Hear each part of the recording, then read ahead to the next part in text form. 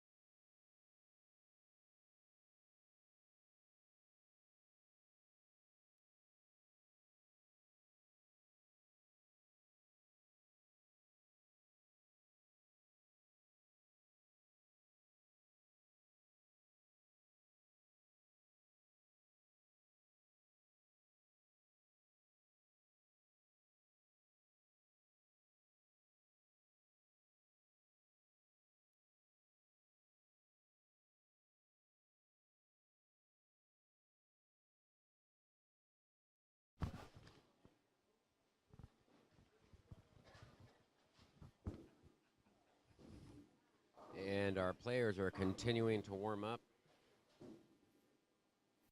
Opening round Portland Masters.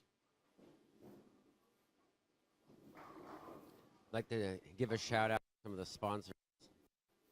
$8,000 added money to the tournament this year. Edwards Construction, Benny's Diesel Repair, Milwaukee and Hazeldale and the Houston family, and Bliss Employment Services. Thank you for all your help with the prize fund.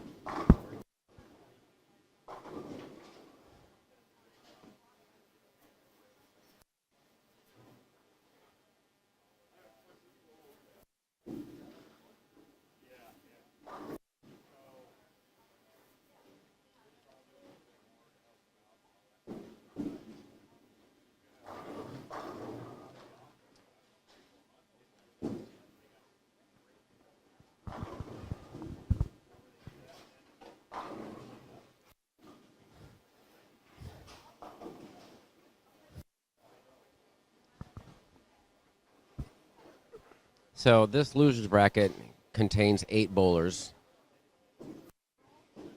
The matchups today are going to be Eddie Smith, our top seed, on 1 and 2 versus Ian Willard, the 2019 Masters champion. On 3 and 4, we've got two-time champion Blaine Winninger going against Tanner Acosta. 5 and 6, we got Sean Copeland, 2002 champion of the Portland Masters. He's going to be facing off against John McGinnis. And then on 7 and 8, we got Bill Macon facing off against the 2018 champion, Eric Jensen.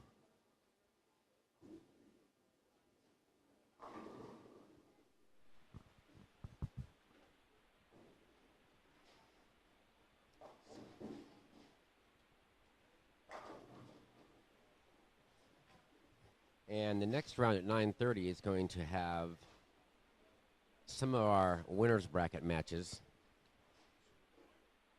The 4 people that are undefeated so far is Rob Edwards, Corey Husted, Tyler Cruz, Scott Halverson.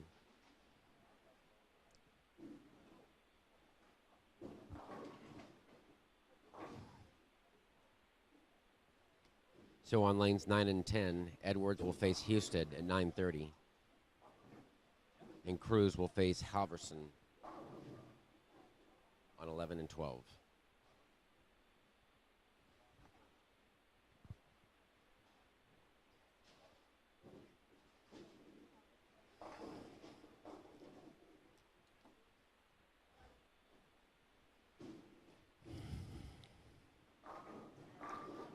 Taking a look at the averages overall for yesterday's losers bracket, the final 8 today in the losers bracket, Tanner Acosta is leading with a 230 average and a 2-1 record.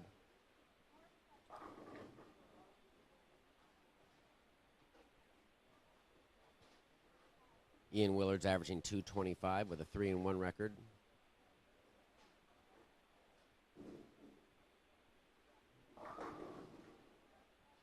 Jensen and Macon both averaging about 217.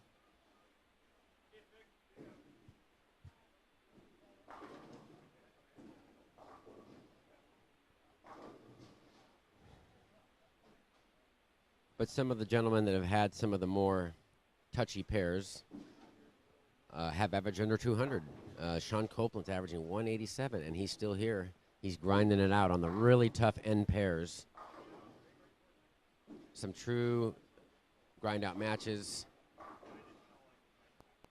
Sean went 567, 581, wins his first 2 matches. Meanwhile, in the later rounds, we had 3 guys lose with near 700 series in the middle pairs.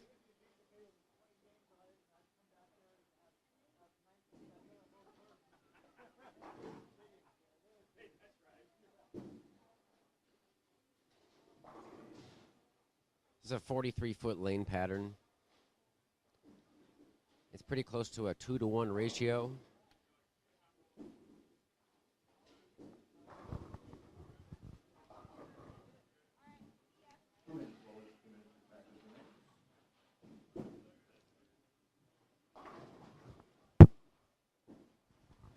All right, we're going to go live with scores here in a couple minutes.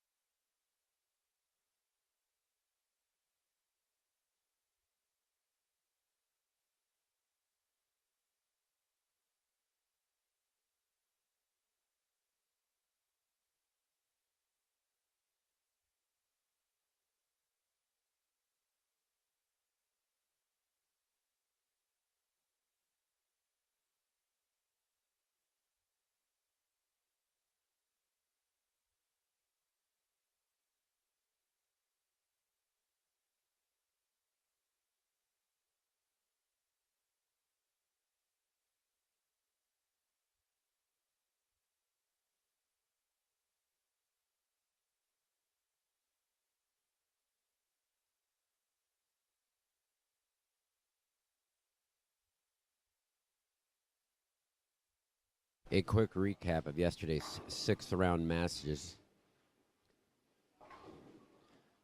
On 1 and 2, we saw John McGinnis shoot a 289 the final game.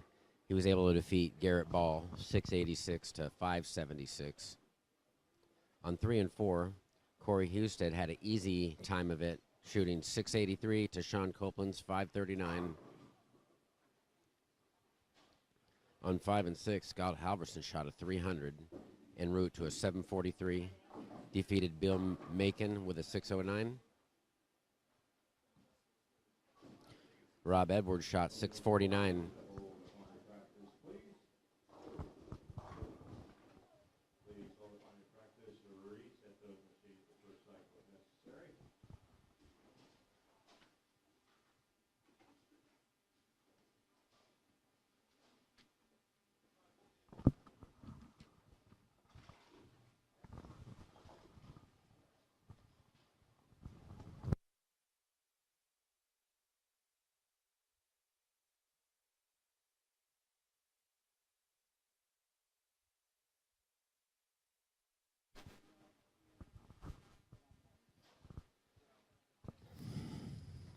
So we have 12 bowlers remaining out of the top 32 in match play here. We'll see 8 of them on this first loser bracket squad, and we'll see the winners and the remaining losers on the next squad.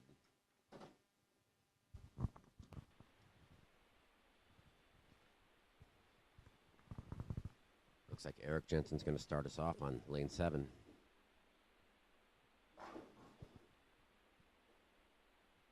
Misses the head pin.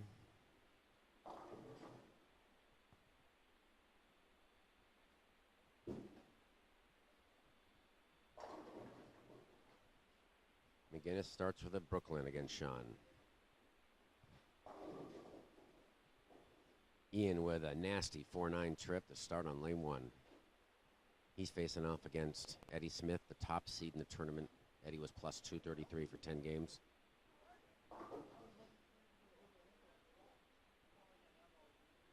Eric covers the 1-2-4-7.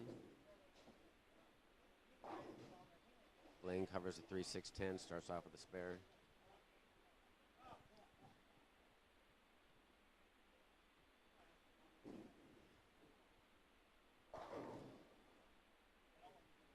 Copeland airs one out, leads the 1-2-4-8.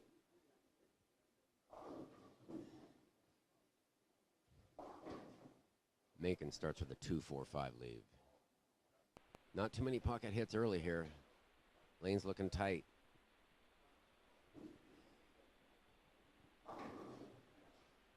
Decent shot by Acosta, gets a wall shot 4-pin. A little bit unusual. Eddie Smith goes through the face. First shot, leaving a 3-6-10.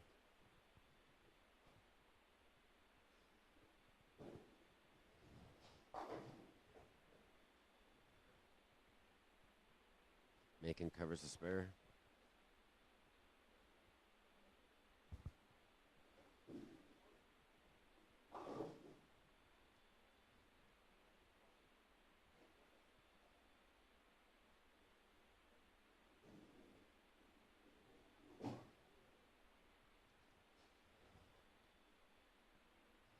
Acosta covers the 4-pin narrowly.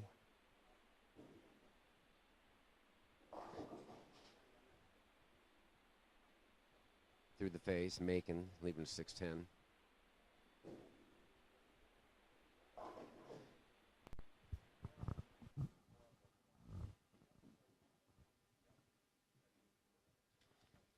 Taking a look at Sean Copeland's bio since he's up here in lane 5.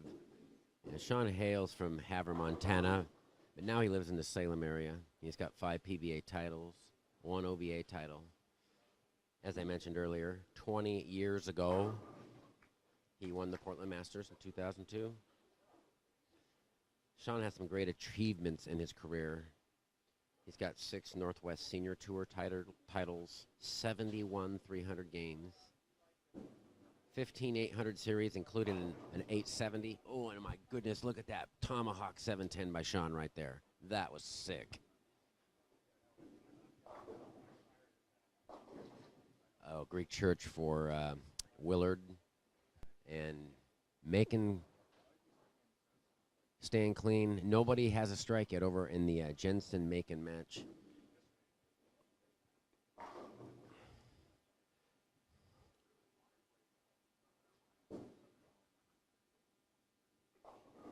And undoubtedly, Sean has one of the biggest feats, finishing second in the high roller in 1995 in Las Vegas, Nevada, where he won $100,000 in the main tournament and $27,000 in the sweeper action.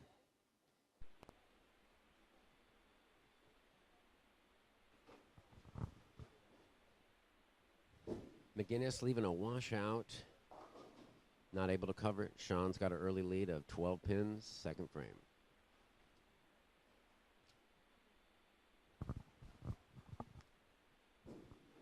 Weininger up on 3. Ooh, trips the 4-7.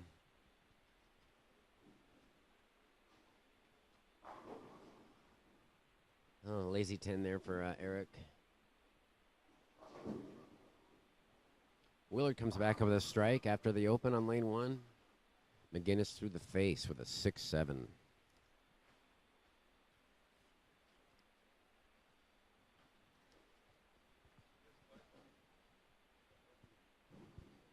Acosta throwing urethane. Oof.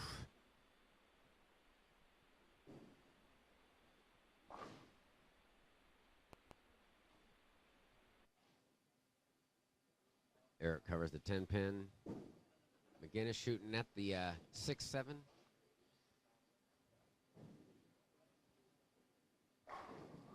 Eddie Smith, perfect shot. Over on lane 2.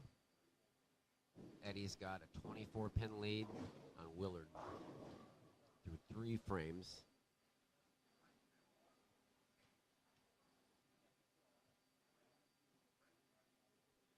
Sean Copeland looking to extend his lead here early.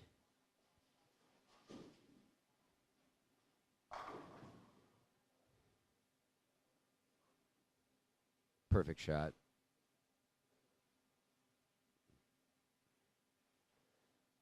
So early here, we're not seeing the guys playing inside. We have a freshly stripped and oiled pattern. So they're able to go a little more direct in the early part of the day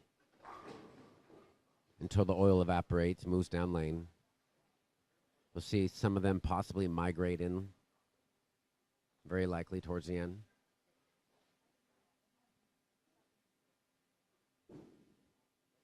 Copeland, spare 3-bagger. So Sean's already got a 44-pin lead over John McGinnis. Looks like Sean's pretty locked in. Eric Jensen going for his first strike. And he leaves a 3-pin. Eric's fishing a little bit.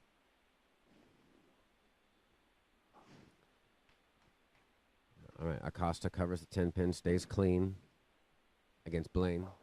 McGinnis with another washout.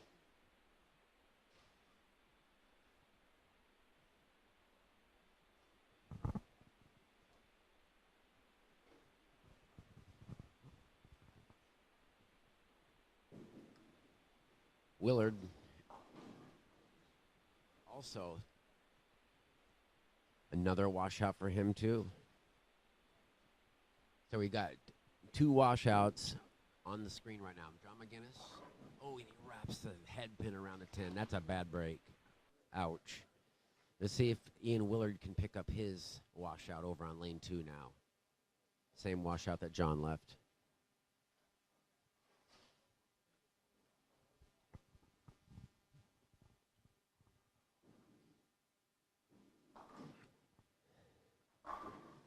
Jensen finally gets a strike. So through 5 frames, Jensen's got 75 in the 4th with a strike up. Macon has spare, double. He's up right now.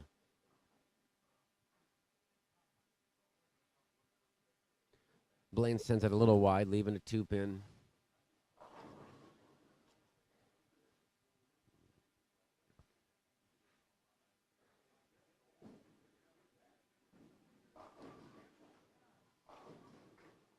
And Bill's string ends at 2, going through the face, just leaving a 6-pin. He's got a 12-pin lead over Jensen.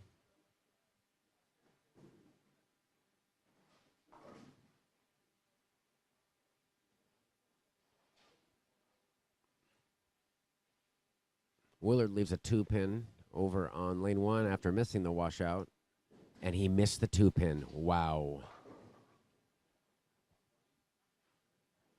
So Eddie Smith right now has opened up a sizable lead.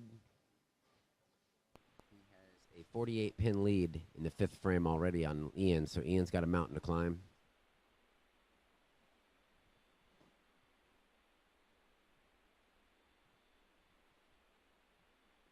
Blaine stepping up on lane 3. He's got a 10-pin lead over Tanner Acosta, working on a spare.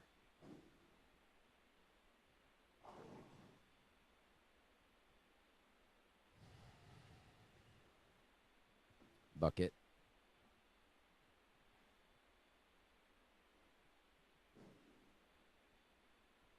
And Copeland covers the washout.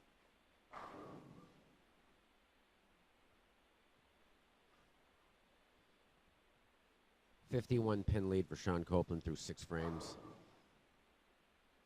Macon goes runaway. Brooklyn leaves just a 9-pin. 11-pin lead over Eric Jensen. Blaine throwing the plastic ball laser straight, old school, right at the bucket.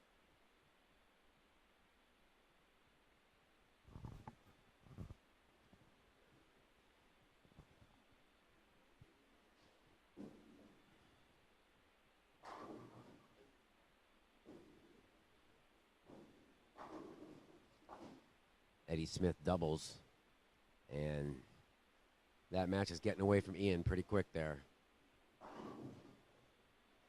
Tanner goes high, leaving a 4-pin, so staying clean. Currently trailing by 7 to Blaine Wenninger.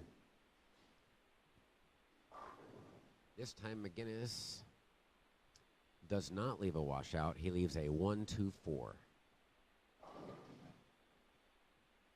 So the out of bounds right now is really showing up as guys are trying to play more direct. And Jensen finally got a strike going over on lane 8, little mixer. That gave him his first double.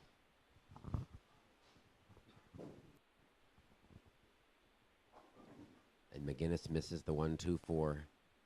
And the doors are falling off early for John McGinnis.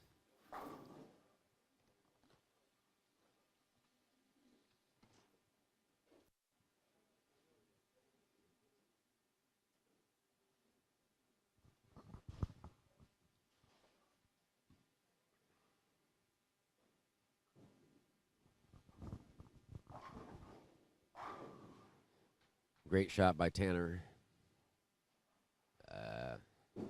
Eric goes through the face, leaving the 6-10.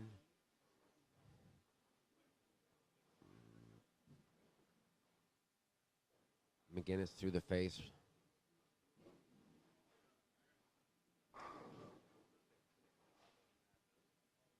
Ian picked up a spare on lane 2 and missed the head pin again on lane 1. And needless to say, that pair is very touchy. Eric spares. Blaine. This time he does not leave the bucket. He leaves just a 2-pin. McGinnis shooting at the 3-6-10. And he chops. So John has 81 in the 7th frame. Sean Copeland strike up, going at a 220 pace.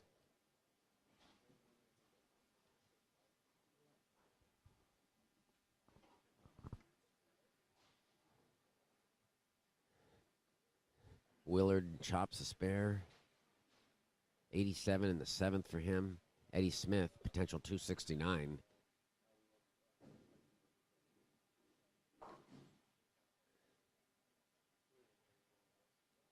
Bill Macon leads the 1-8. We're seeing some really interesting designs out there early. Great shot by Eddie Smith.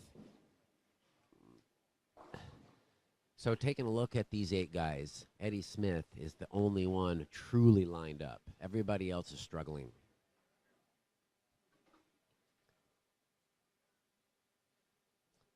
And Eddie's on 1 and 2. Maybe it's his. Maybe he was high seed for a reason. He's looking really tough.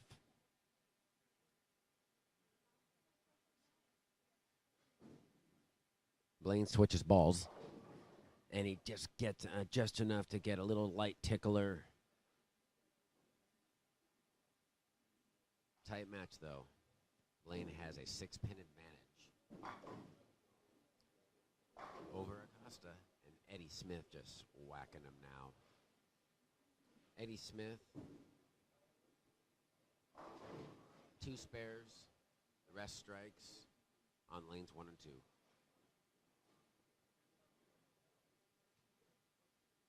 Macon leaves a 5-pin.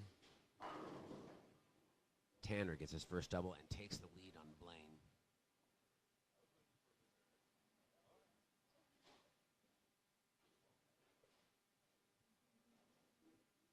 Willard, let's see if he can regroup. Ball change for Ian, and it runs Brooklyn. Solid shot by Sean.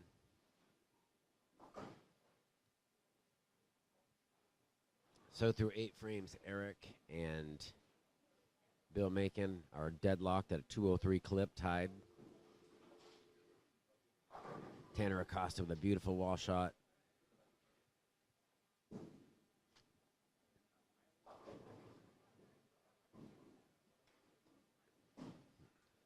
And Ian flagged the 5-pin.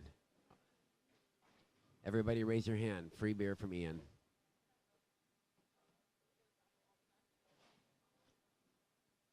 Jensen over on lane 8. And he strikes, keeping it tied. Looks like Blaine made another ball change.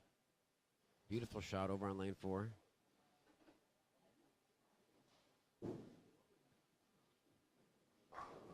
John flags a head pin after striking over on lane 6, leaving the 1-2-4.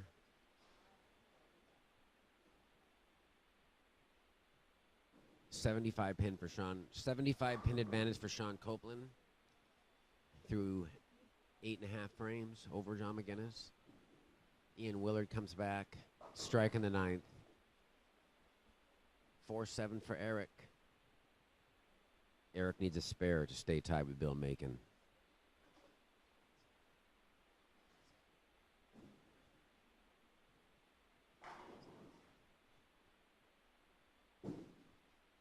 Great shot by Blaine. So Blaine went fishing in the bag and found something that has a better shape, looking good.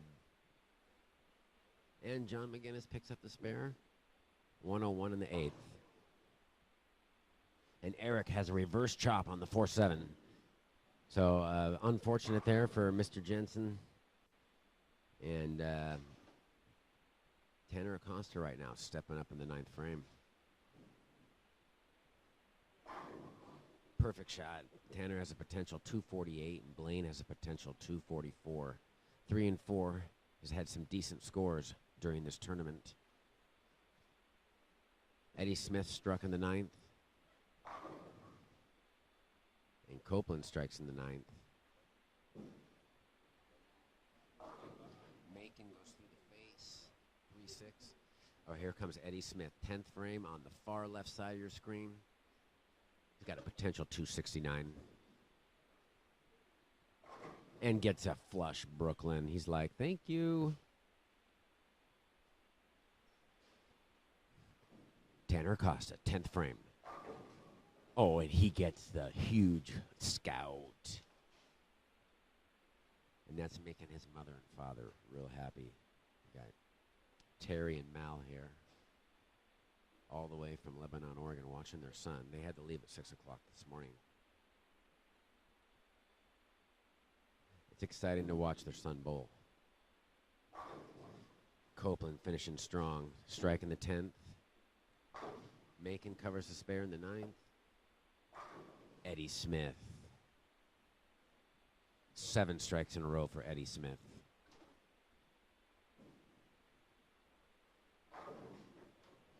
Ooh, and Acosta saws the 7-10. Just shrapnel everywhere.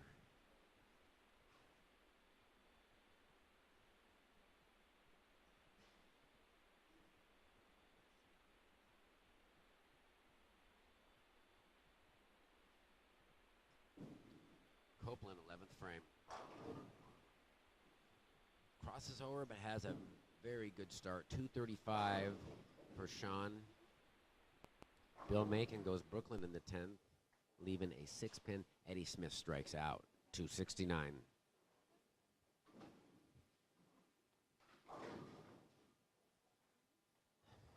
So Tanner Acosta fills 29 in the 10th. 247.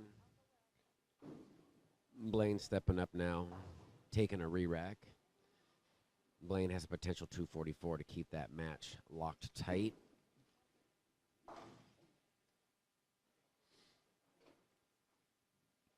So Bill Macon had a clean game. One double clean. Has a potential 200 if he strikes.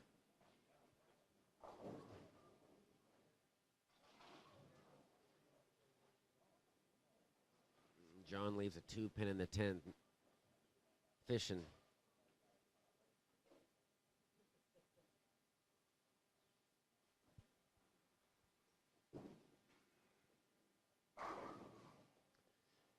Good fill shot there. 200. Eric Jensen can shoot 201, however, if he strikes out in the 10th frame. Blaine kind of has a lazy 10 with a little messenger. Doesn't quite get over there. So we're going to see Acosta take a lead into game 2. And Ian Willard spares in the 10th. He goes up to get another ball. Eric Jensen, a little lazy 7-pin in the 10th, so he covers this. He has a potential 191.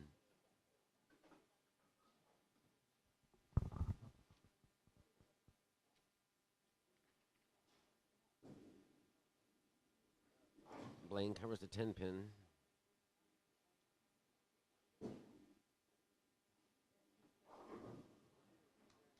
McGinnis strikes on the fill ball for 140.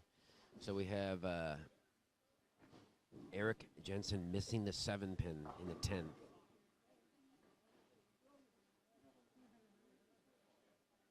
So that cost him 10 sticks. 200 for Bill Macon, 180 for Eric Jensen. We have Sean Copeland, 235 to John McGinnis's 140.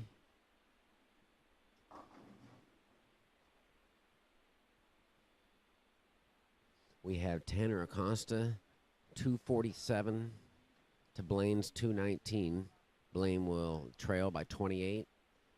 And Eddie Smith on 1 and 2, 269. Ian Willard, 134. Eddie takes a 135-pin lead into game 2. And he's up right now on lane 1.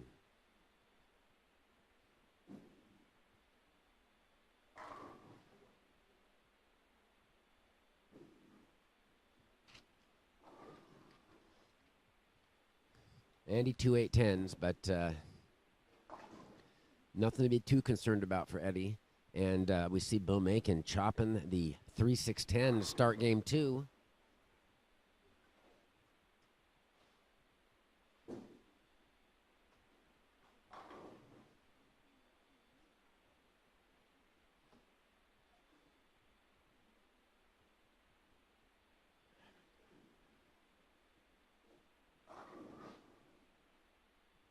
Eric Jensen begins with a 9-pin.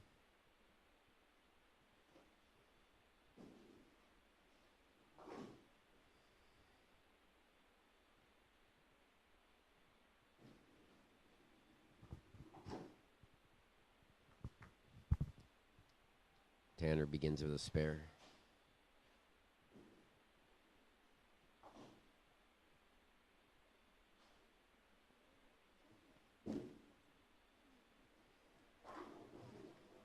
And McGinnis begins with a double.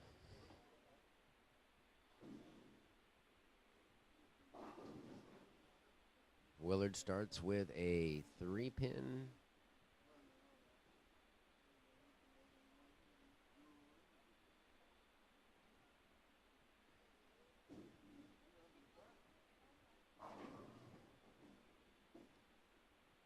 Wenninger begins with a strike. Eric begins with a strike on lane 7 for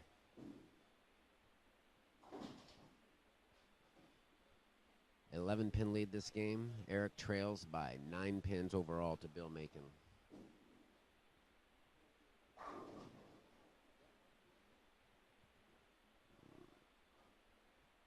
Copeland starts with a double.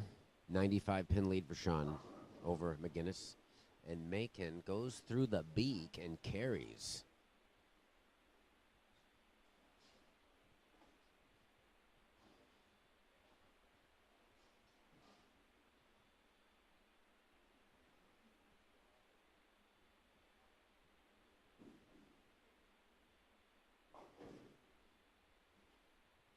And Willard leaves a washout in the second.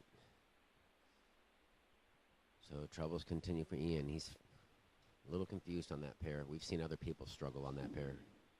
Copeland going for a turkey. It's high. 3-6-10.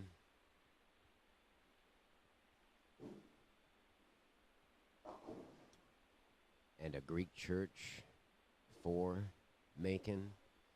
And Eric has a good shot at taking the lead if he steps up. Third frame. And we have Blaine going a little bit high on his second shot, leaving a 9-pin, almost a 4-9. Ian chops the bucket. Chops the washout on lane 1.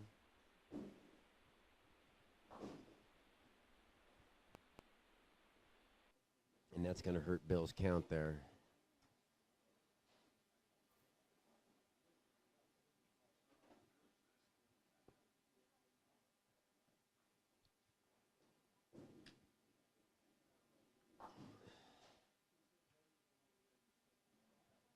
So Bill Macon was on a strike. He went for the washout and just got one. So he went 5-1 in the third. That gives him 31 in the third frame.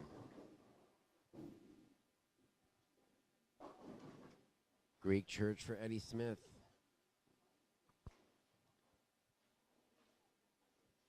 So interestingly enough, Eddie shoots 269 and all of a sudden starts with 2 opens, game 2. Great shot by Mr. Acosta. McGinnis spares. John McGinnis trailing by 94 to Copeland.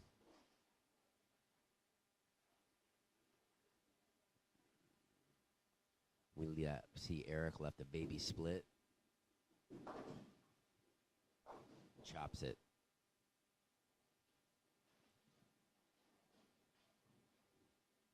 Neck and neck. Bill Macon 3-pin advantage in the match right now through 13 frames. Acosta goes light, leaving just a 4-pin. McGinnis avoids leaving a 3-7, just leaves a 3-pin.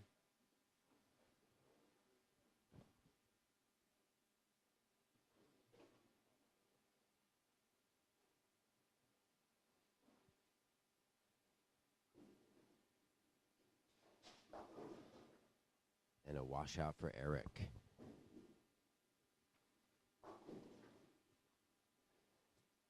And literally back-to-back Greek church. I guess it's the Greek church without the 10-pin this time with for Eddie Smith. And Tanner covers the spare. So does McGinnis.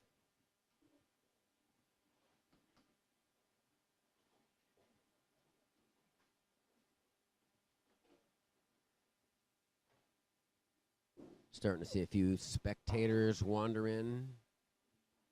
Eric chops the washout for a 9 count. And 7 and 8 is looking quite difficult early on the fresh.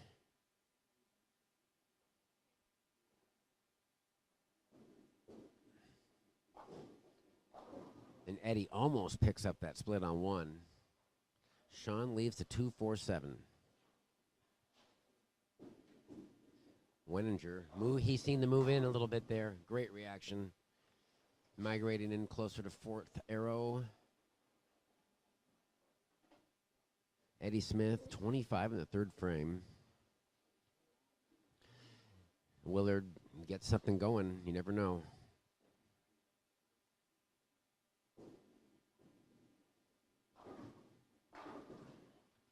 All right, good shot by Ian there.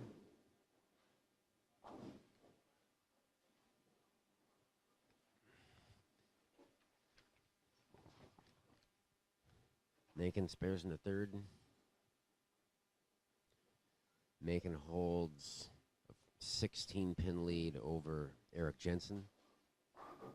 Blaine leaves a lazy 10-pin.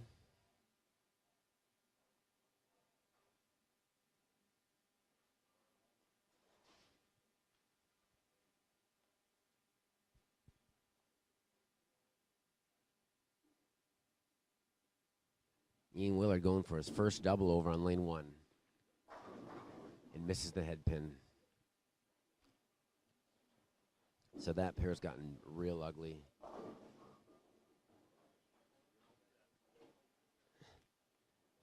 Macon leaves the 2-4-5.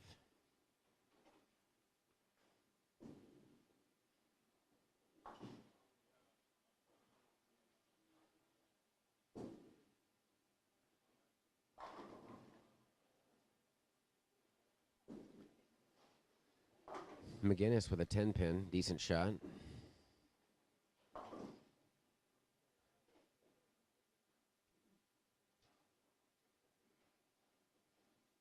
Ian covers the 1-4, 1-2-4 over on lane 1. Tanner, almost a solid 9-pin, gets the little messenger. And that keeps his lead at 28 over Wenninger through 14 frames. Eddie Smith up on lane 2. Begun this game with 3 open frames. He's got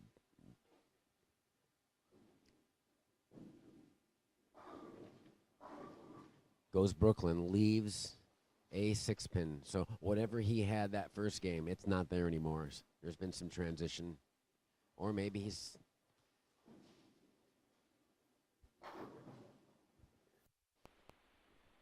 Perfect shot by Tanner.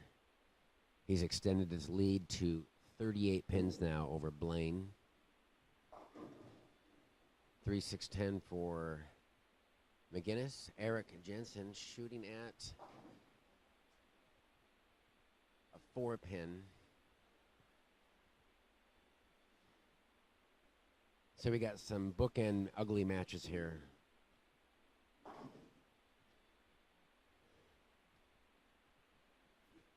One and 2 and 7 and 8. Very demanding pattern right now. Got a couple guys shooting 160, 170.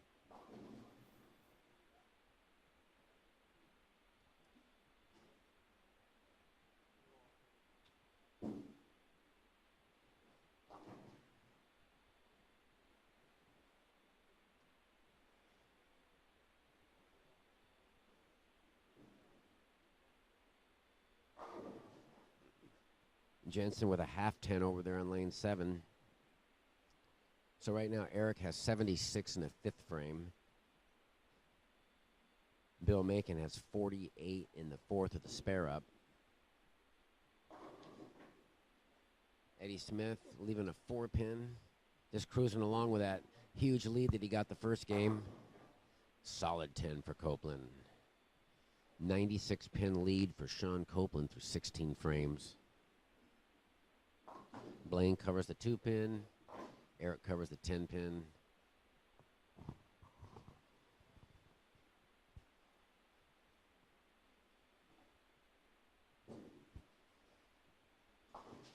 Sean covers the 10-pin.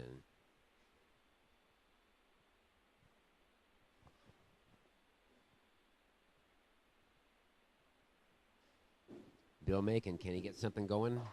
No, but avoids a split, just leaves the 6. hanging on for dear life against Eric. He's got an 11-pin lead still halfway through that match.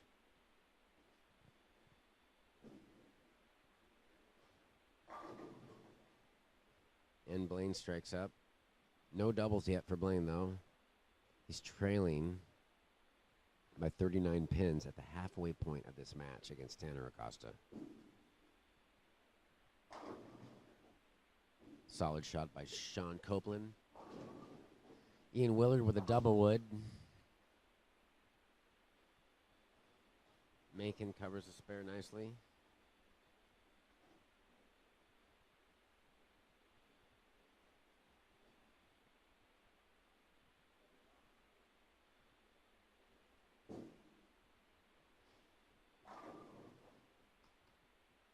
McGinnis with a strike. Willard going at the double wood.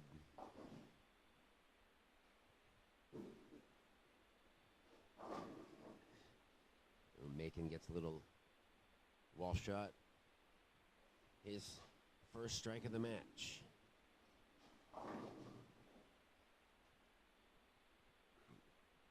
Tanner Acosta with a key turkey now against Blaine Weninger, extending his lead to 49 pins.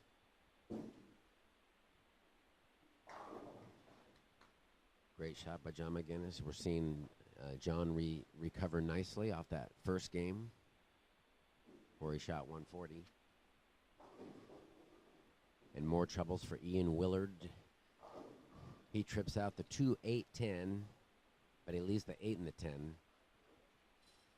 Another open likely. And Tanner kind of piped that one inside a little bit, but it held pocket, left a 4-pin. Still holding a 48-pin lead. Eric Jensen leaving a 7-pin.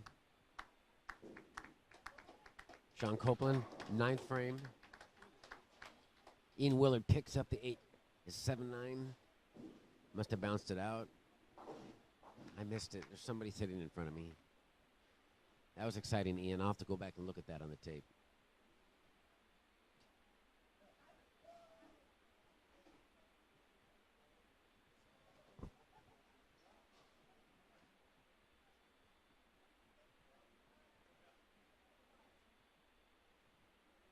So, I'll never say that again. I called an open frame on Ian Willard, and he bounced out bounced the pin out of the back to pick up the 8-10 split. That's pretty amazing.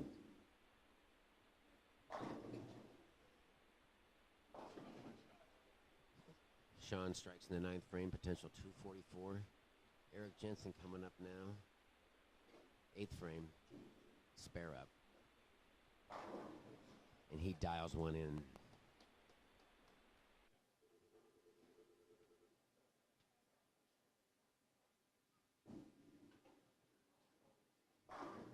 Blaine throws a good shot. Finally gets a double on the board this game.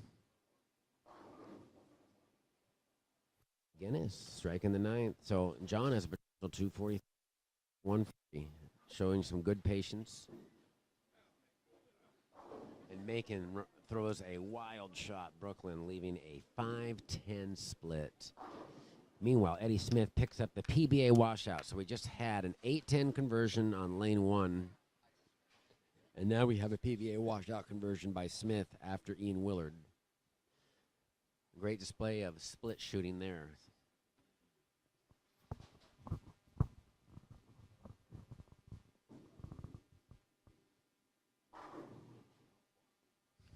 Three-bagger for Blaine.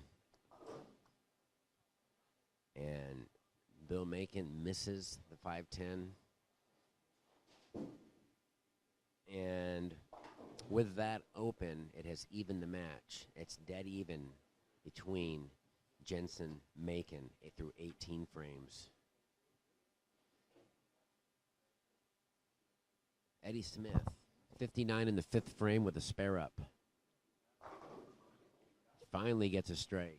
Gets a strike after shooting 269, and now he needs, if he throws his back 6, he shoots 199. Got 79 in the 6th frame. Macon goes high, leaving the 6-10. So does McGinnis. He covers it in the 10th.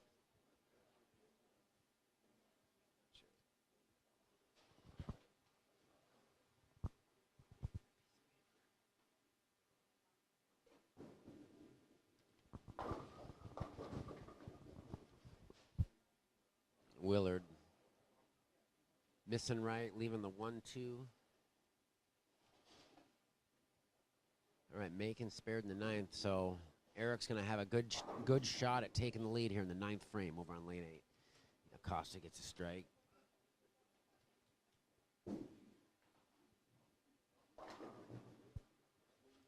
McGinnis creeps high, leaving the 310 on the count ball for 219.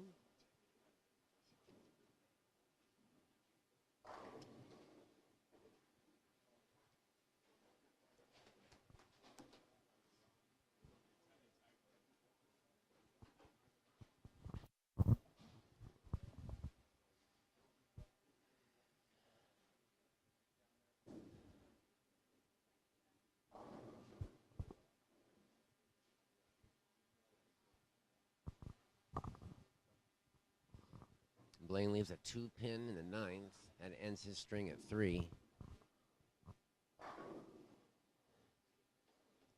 Ian Willard strikes on lane 1.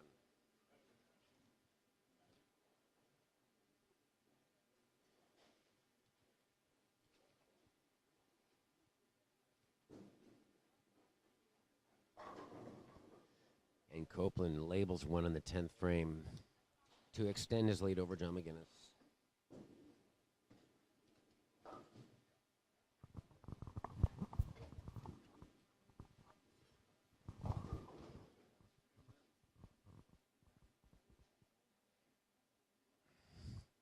All right, Eddie Smith up on lane 8. And another open possible for Eddie Smith. Wow.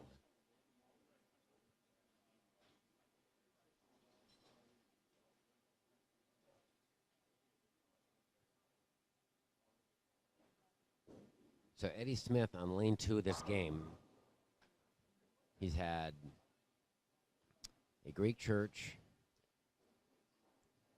a corner pin, a PBA washout, and now a 4-6-10. And he has to bowl there in the 10th frame, but he has a huge lead, so it's okay. Sean Copeland, perfect shot in the 11th.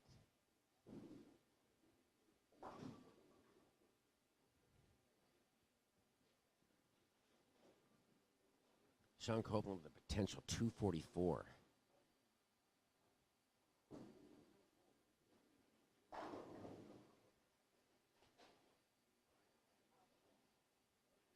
And he does it. Sean has a 479 through 2 games. That's tough to beat.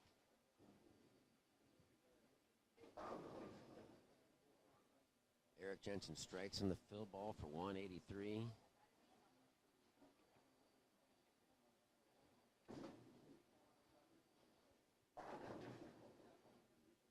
Blaine strikes in the 11th. Potential 228 for Blaine. All right, Eddie Smith in the 9th frame. 107 in the 8th frame with a sizable lead, though. Strikes in the 9th. Macon misses the head pin in the 10th, leaving the 1-2.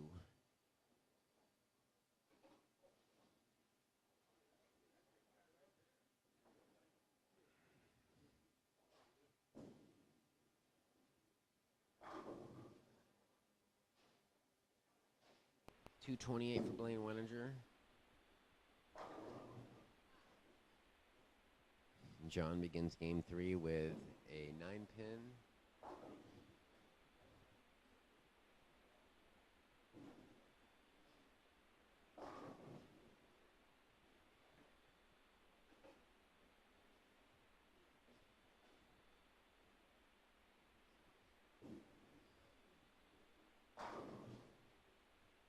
Perfect shot in the 10th, Tanner Acosta.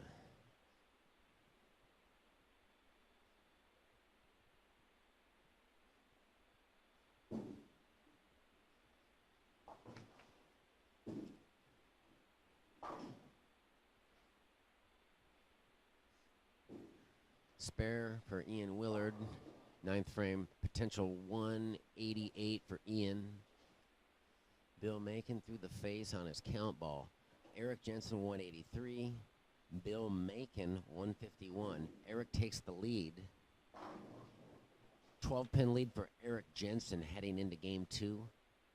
And Tanner Acosta crushes that last shot. Potential 249 game against Blaine.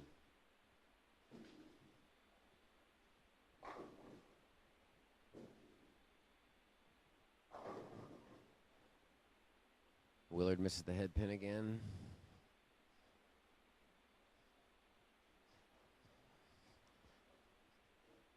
Sean Copeland with a 120 pin advantage with 9 frames to go in his match. Tanner Acosta with Flying Messenger 249 to Blaine Wenninger's 228.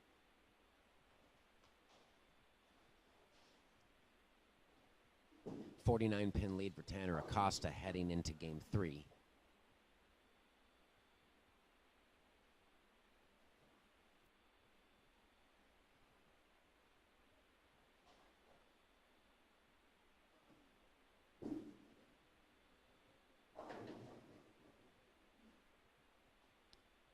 Sean starts with a double. 130 pin lead. Eric covering the 3 pin. Ian Willard in 10th frame. Fill ball. 174 for Ian.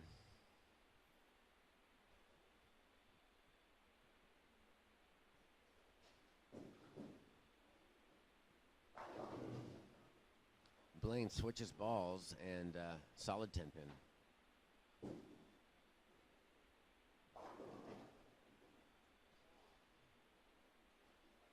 Three pin for John McGinnis. Eddie Smith, 10th frame. He has to strike out for 167 on lane 2.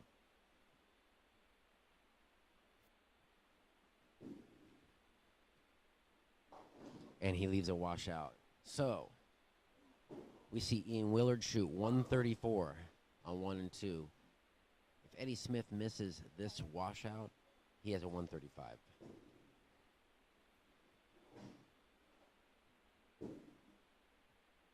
Spare for Wenninger. Spare for McGinnis.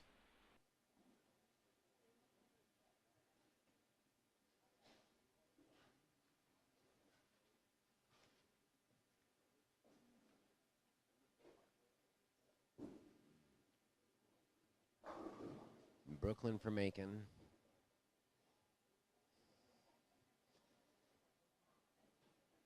Eddie Smith going for the washout conversion.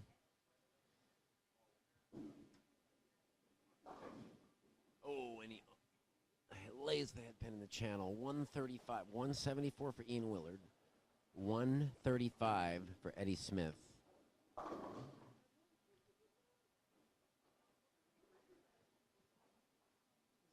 Eddie will take, I believe, a 96 pin advantage into game 3 against Willard due to that huge 269 the first game.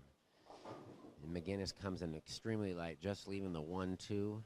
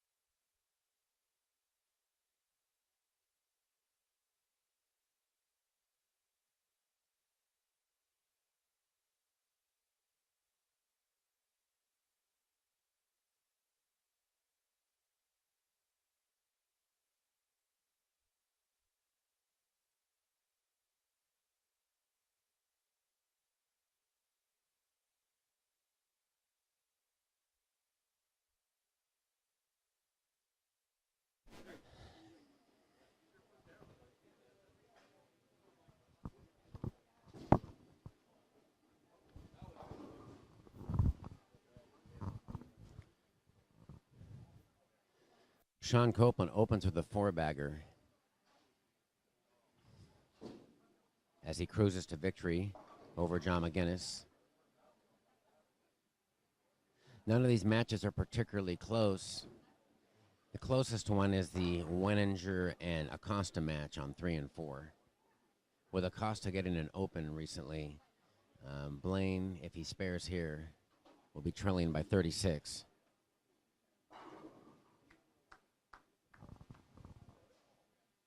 Eddie Smith, spare strike to start lane game 2, game 3.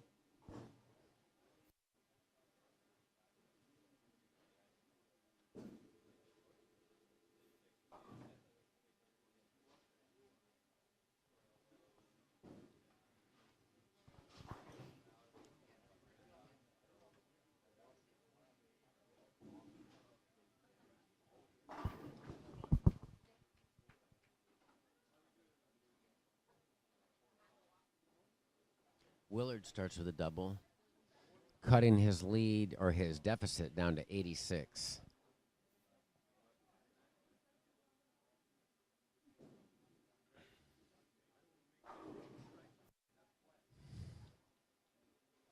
Nice shot for Blaine there.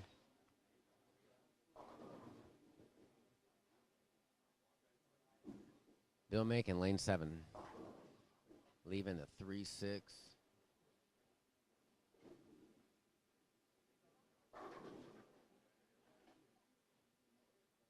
Solid 9 for Ian there, stopping his string at a double. Tanner Acosta, third frame.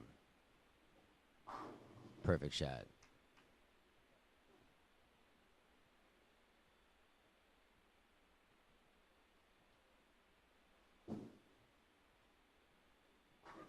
McGinnis covers the 610. Macon covers the 3-6. Ian covers the 9-pin.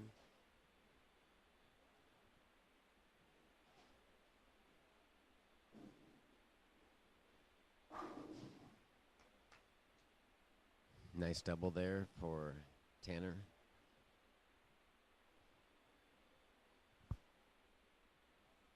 Eric Jensen struck over on lane 7. Last shot. He's up now. Going to try to extend his lead over Bill Macon with a strike here on lane 8. Perfect shot.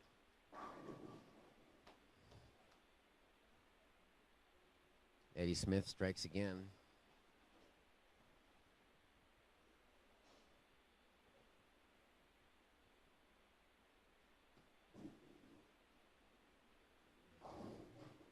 Blaine sending it a little bit wide, leaving just a 2-pin over on lane 4.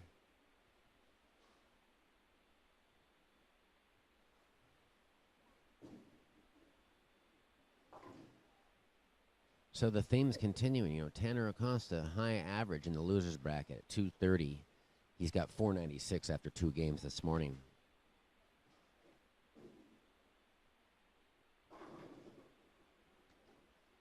Eddie Smith tripping the 4-pin. Striking a turkey. Jensen showing a little fire right there.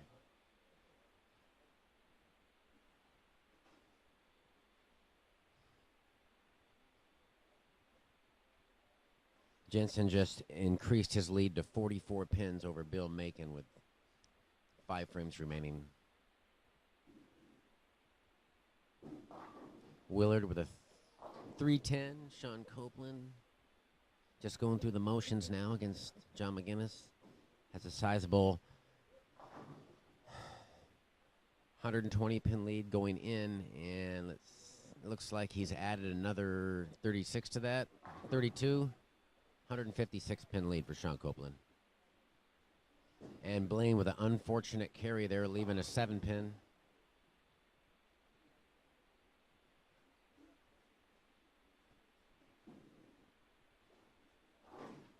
Willard covers the baby split. Bill Macon misses the head pin again, and Eric's got to be loving what he's seeing out there. He's found something.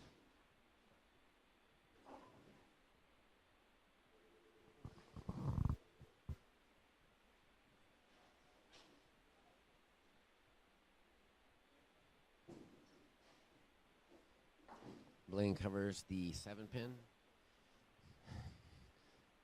So recapping our scores after 2 games. Willard leaves a 2-pin.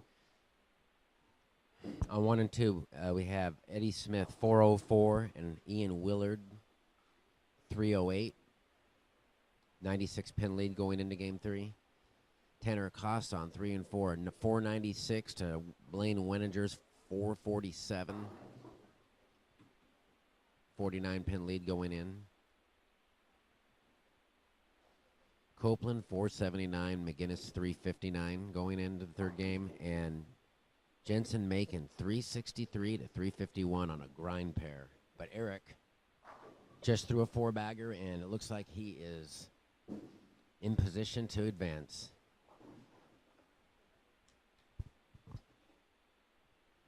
Eddie Smith just getting up right now, going through 4 in a row.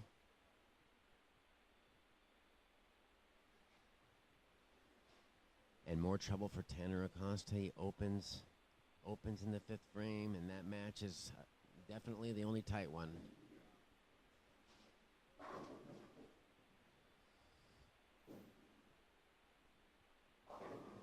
So somewhat of an anticlimactic first round here. Right now, we have got 3 total blowouts. We've got Eric Jensen, Sean Copeland, Eddie Smith, pretty much guaranteed dancing at this point. The only one in question is this match right in front of me between Blaine and Tanner. Jensen continues his assault on the pins. Gotta love it when he gets fired up. Such a great player. Player of the Year 3 times in the OBA, Eric Jensen. Let's talk about his credentials. He's got 6 OBA titles and 1 PBA title. I mentioned before, 2018 Masters champion. But even more impressive, this is the 8th year in a row Eric has made the top 32 at the Portland Masters. That's probably the longest streak of anybody ever. He made the cut, finishing 40th at the National USBC Masters.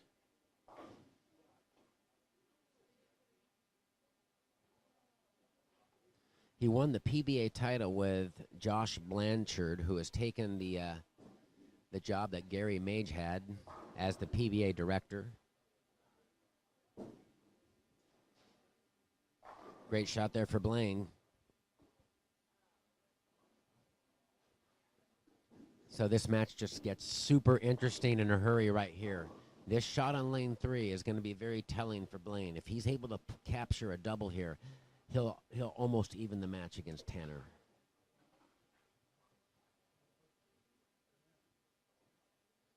Eddie Smith leaving a 2-pin.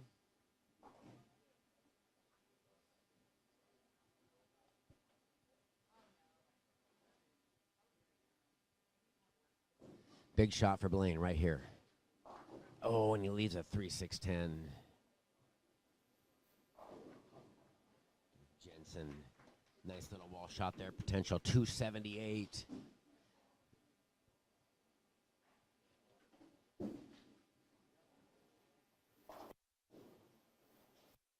So as far as equipment's concerned, Eric's a free agent, not really on any staff.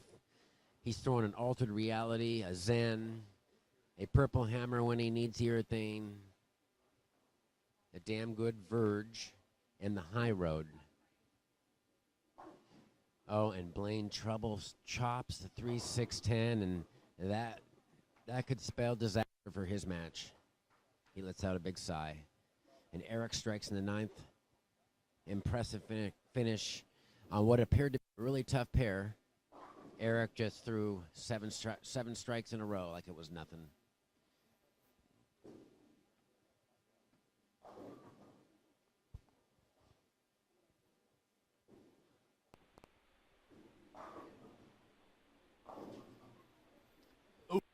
Acosta carries a light tickler, and that seals it.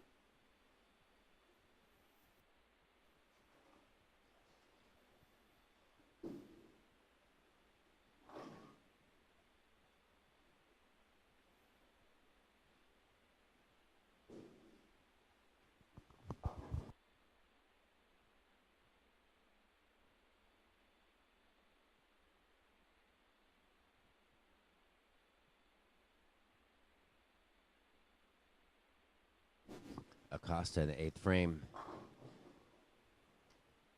gets a nice kiss on the 10-pin. And that's all she wrote for Blaine. Another good run at the Portland Masters. He will not get a three-peat. No one yet has a three-peat at the Portland Masters. I suppose Tim Myers could do it today.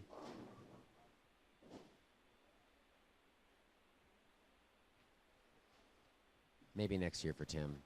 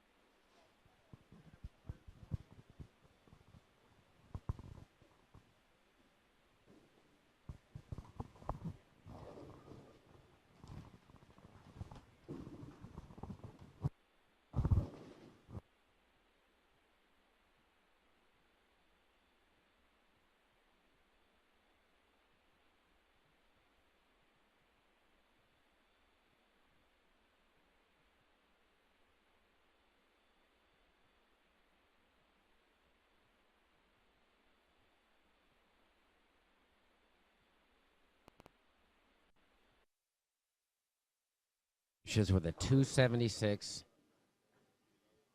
over Bill Macon, 178.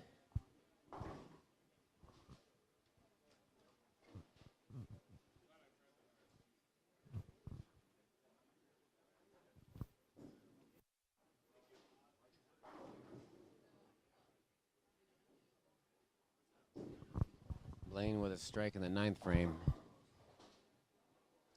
but with a spare in the 8th, and Tanner on a 3-bagger, it's not going to be enough.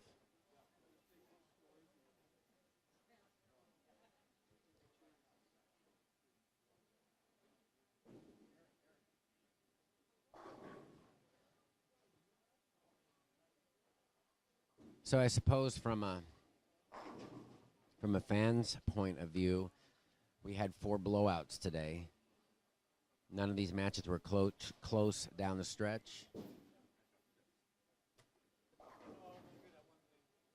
So Smith, Acosta, Copeland,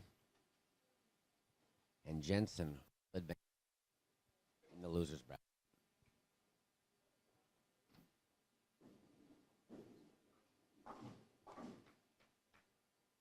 We'll be down to 4 winners and 4 losers after this round. Started with 140 players.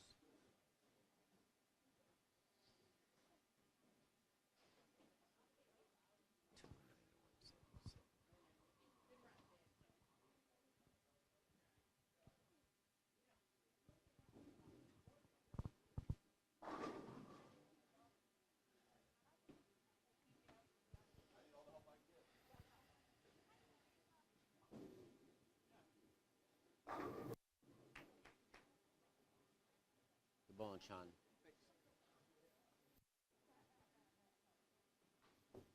They raised your average quite a bit, actually. And Sean, I mentioned earlier that Sean had been averaging 187 in his matches so far. But that's because he's been bowling on the toughest pairs here at the Portland Masters. Sean finally hits a decent pair, and he shoots 688 that round.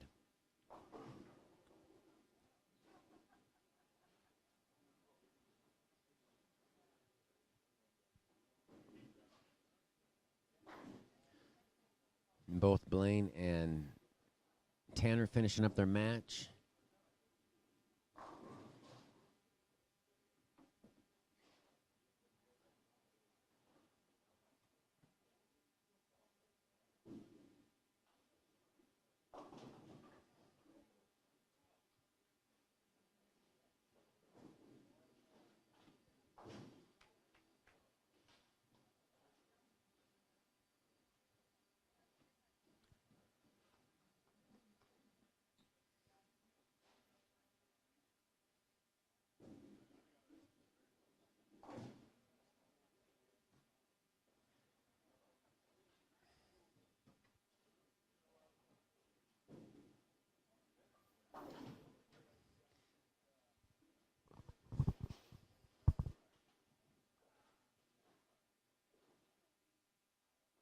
And with that, 3 pairs have gone off. Eddie Smith finishing up his 10th frame over on 1 and 2.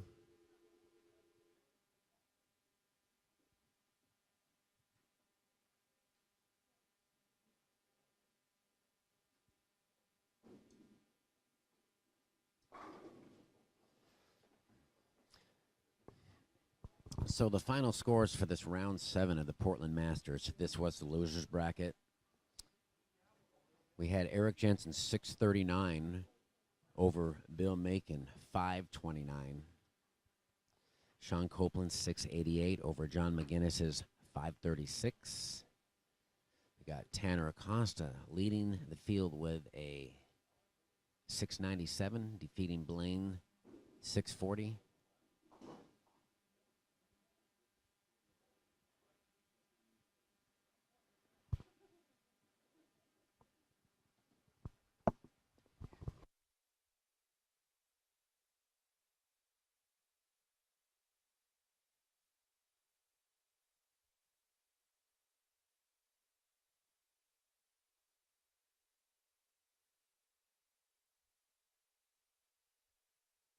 Our 930 squad, it's going to be really exciting. It's going to feature our 4 remaining undefeated players. Rob Edwards versus Dave Husted, and Tyler Cruz versus Scott Halverson.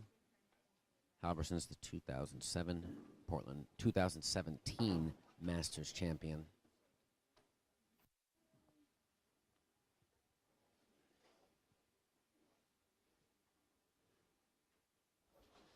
Eddie Smith finishes with a 200. Ian Willard finishes with a 188. And that will conclude round 7 of the Portland Masters.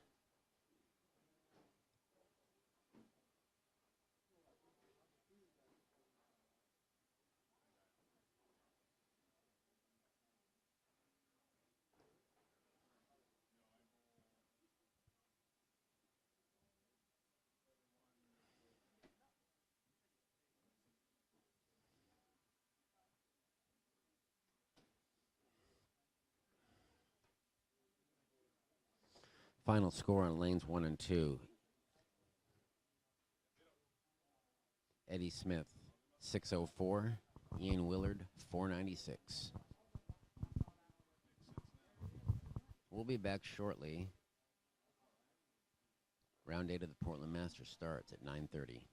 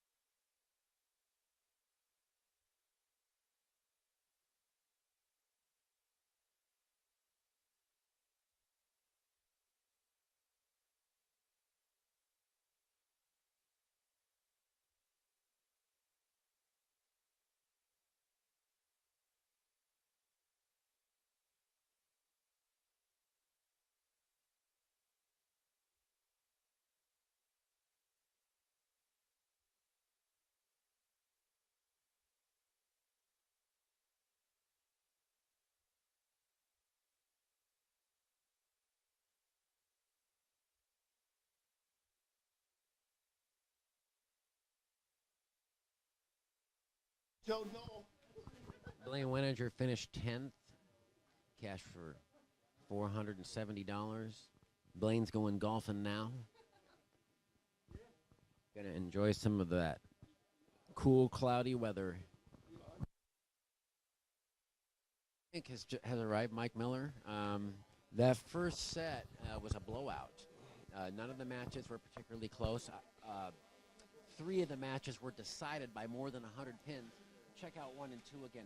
Look at Eddie Smith, the second game. Shoots a 604, goes 269, 135, 200. Wow. And Ian Wheeler shoots 496. N Pair's doing the same thing again today. I think there have been, Mike, I think there's been 3 or 4 sub 500 series on that lane 1 and 2. And these are the best bowlers in the area doing that. So these N Pairs are tricky. I think they're are they out of play now? I believe they might be out of play now. Yeah, and look what happened in the match with Jensen Macon. Pretty even. Jensen, 37 under after 2, rolls 276. Just clutch city, man. We saw it yesterday. He came in clutch, and he's got some momentum going now. So yeah, so now we're going to have I'm going to have to walk around this match with you, Mike, because we're going to be using more of the house. We've got 4 matches going. We've got the losers brackets on the low end. We've got Eddie Smith versus Sean Copeland, Eric Jensen versus Tanner Acosta. We got the winners bracket up on the high end with Corey Houston on 9 and 10 taking on Switchy, Rob Edwards. And then on 13 and 14, we've got Tyler Cruz taking on Scott Halverson, the 2017 Masters champion. Mr. Masters himself, Scott Halverson.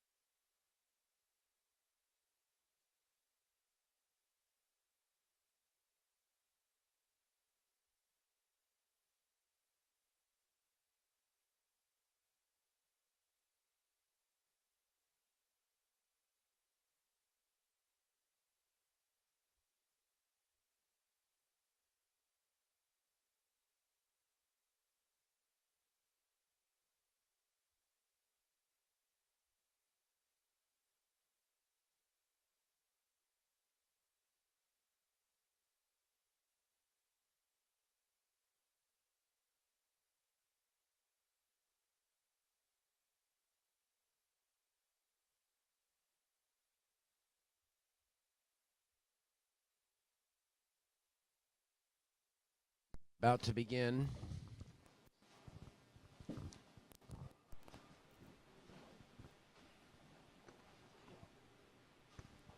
So, Mike, I was taking a look at some of the finalists here. Arrows are up. Your next shot counts for score. Is nothing to go. It's interesting to note that three of the guys that are in the winners bracket barely made the cut. Howerson 26th, Edwards 21st, and Houston 27th. Seeding means nothing in match play. Not in this format. You just it's almost two separate tournaments. You want to make the cut, and then you just survive in advance pretty much. Sean Copeland qualified 30th. He's in the final 8 as well. Yeah, it's you start getting on a run and in these things, and it's luck of the draw, and you just have a survive in advance mentality. So eventually you're going to have to pull. If you want to be the victor, you're going to have to beat everybody anyway. So you just try and get into the final 32, and then it's luck of the draw. So.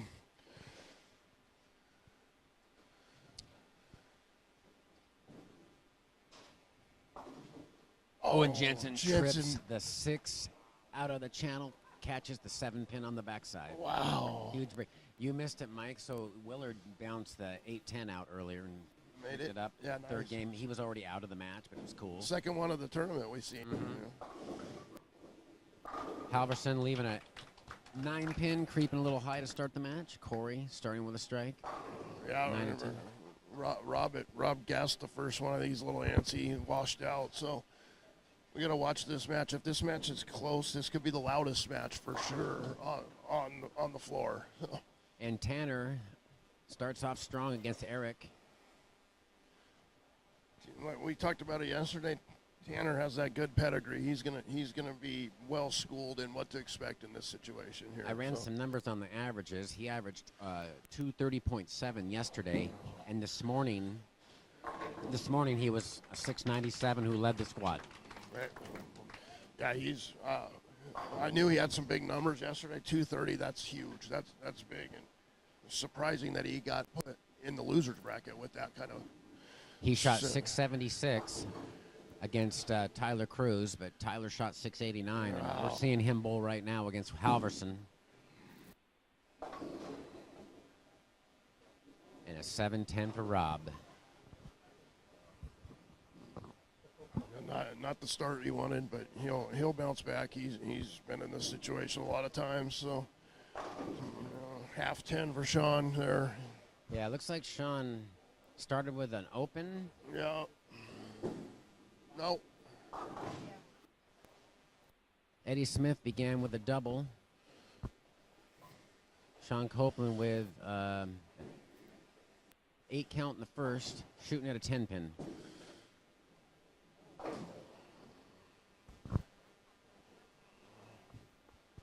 See if Eric Jensen capitalizes on that fortunate break there. I expect him probably to do that, as he's been in this situation many times. Dialed it. He is dialed in. How exciting was that yesterday when him and Timmy Myers did back-to-back? Yeah, and he was just playing an amazing fallback line. Yeah. To have the same scenario happen within 5 minutes of each other was awesome. It really was. There's a better shot from Sean there. Sean, no trouble last match, opening up with a 480. Not having the bull on the end pairs helped. Yeah, he got stymied yesterday on that end pair cross. He's probably feeling really loose right now with not having the ball on those end pairs. Eric labeling shots early against Tanner. 24 pin lead already. He did exactly what I thought he would do after getting that break. Just boom. The best bowlers around capitalize on those kind of breaks, and he did that. Now, Rob Edwards is really struggling down here. He missed the head pin both times on lane 9 already. Yeah, so. Mike, it looks like our two horses have a good, decent chance at meeting next round. A lot of bowling left, but Corey's dialed in. He's playing a little farther outside. Looks like he threw a little bit of surface.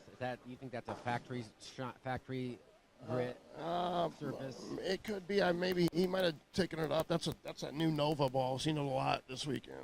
Storm ball, but it may be right out of the ball. He might have taken it down to like 1,000 or something.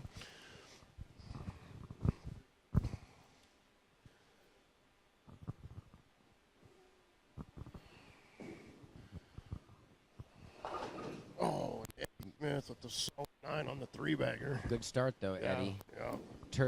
3-bagger and then another decent shot.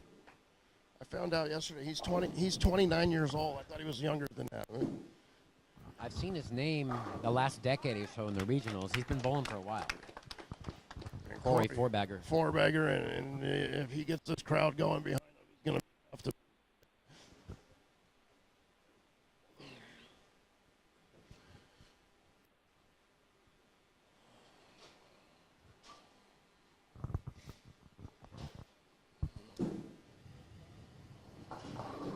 Robbie, runaway Brooklyn. He's not dialed in right now. So, 3-game match though. Right now's the time to try something. Eric going for a 3-bagger. Oh, and he trips the 5 forward. Ball kind of rolled out there right in front of the pins. Scott Halverson with the big split down there on 14. Looks like a 3-4-7-10. A little unorthodox there. Yeah. Sean bouncing back with the double. Trailing by 21.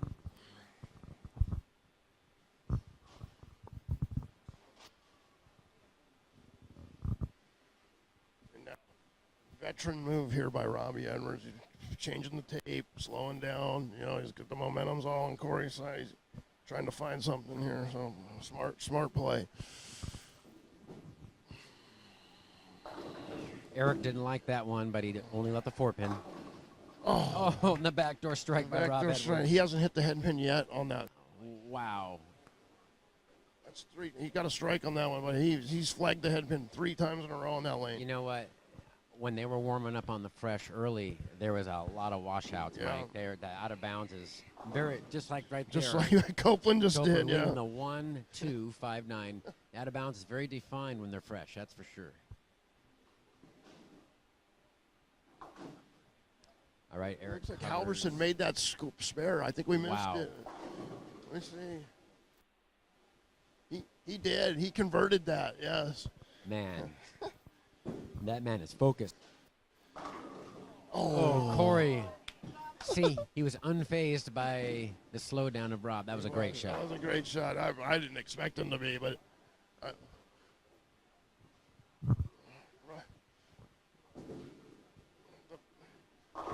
the breaks in bowling. Corey Stone 9s, and Rob goes Brooklyn and misses a head pin and gets a double. That's amazing.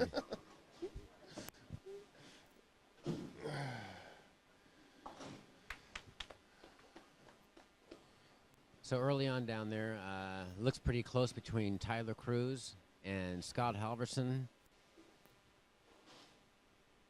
Tyler Cruz up right now. He can extend his lead to 12, and he does not. Looks like they're struggling on the right Yeah, lane he down leaves there. fortunate just to leave a 6-10. Keeps that match locked up close.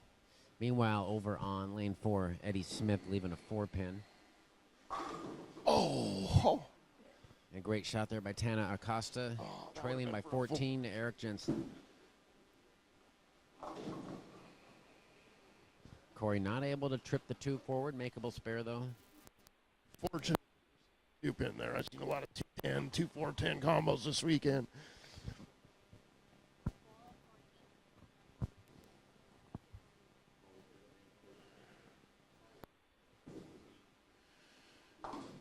Eddie Smith, no problem with the 4-pin there.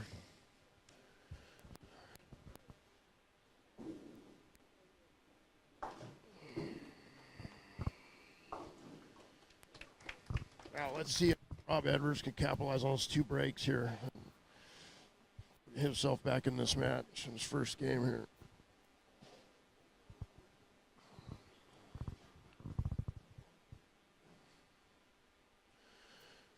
Eddie Smith with a 24-pin advantage through 5 frames over Sean. Robbie's still fishing here. I think he liked that shot at 6'10", so it might be time to go to the bag. Brian. I don't know. Solid 10 for Eddie Smith there. Yeah, he's pretty well lined in. He left us 9-pin, 4-pin, and a 10-pin. So. Cruz covering the 610. Eric fortunate just to lead the 610.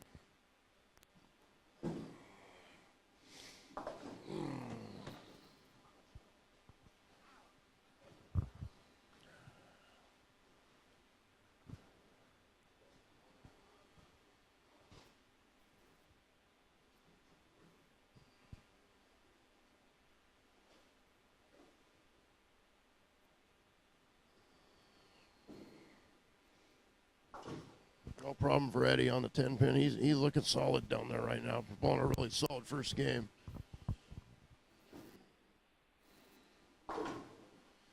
Eric up by 12 through 6 frames.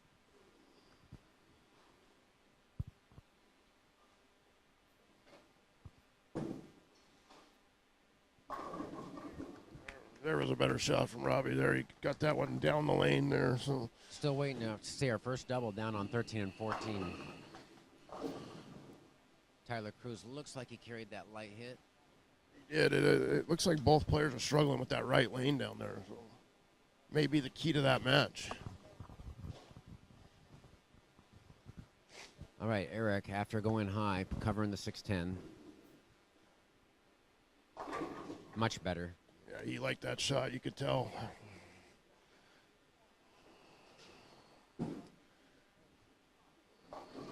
And Corey does the same thing again. Trips the 10 off the 2, which is a good break right now. So Corey and Rob getting a little bit of love from the pins early. Corey's Halverson, is that a bucket crumbler strike? Looking like it, yeah. Yeah, they'll take it right now. They're fishing on that lane. Corey's up 53 early in this match.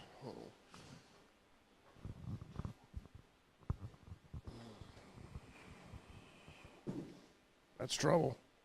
Oh, urethane. Never mind.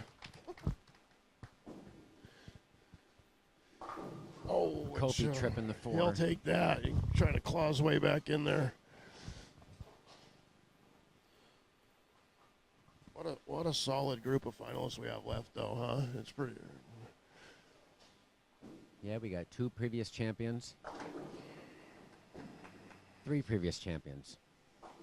Jensen, Copeland, Halverson. Halverson missing the head pin, leaving the 1-2-8.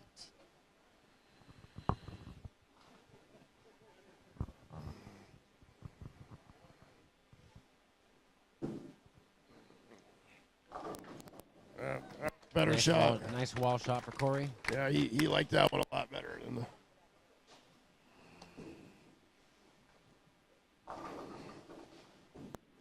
Great shot by Eddie. Yeah, he's bowling a tremendous first game down there. He hasn't missed the pocket yet. We did see early on Tanner and Blaine had a really good shot on that 3 and 4. Even on the fresh, they were lined up. Yeah, it was high scoring yesterday as well. I think that's where Tanner bowled that big set.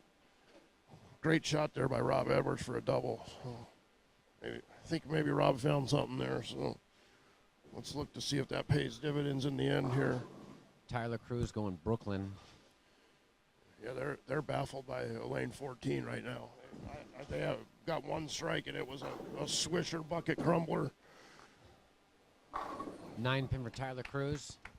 Yeah, Robbie's dialed in now, so let's see if when Rob Edwards gets it going, he strikes with the rest of them. So. High flush for Eric. That ball looked like it was going high, and it just laid off at the end. He's playing that little rollout. He gets it to quit right in front of the pins perfectly. Perfectly, yeah.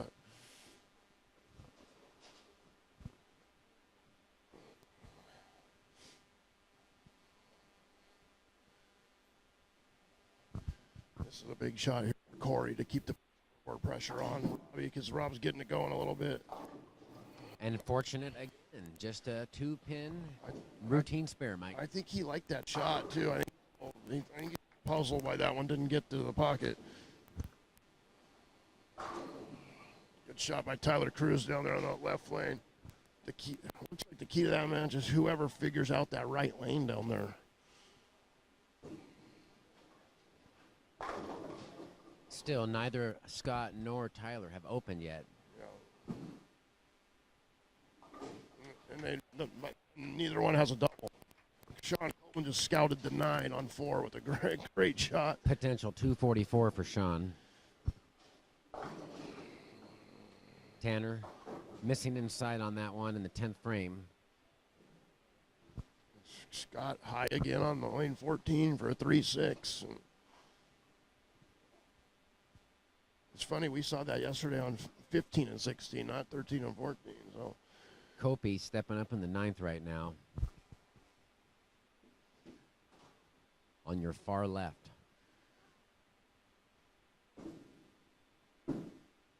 Perfect shot. Beauty. Through a beauty. Almost simultaneous strikes. 2 gems from Copeland and Husted. Acosta and Halverson spares.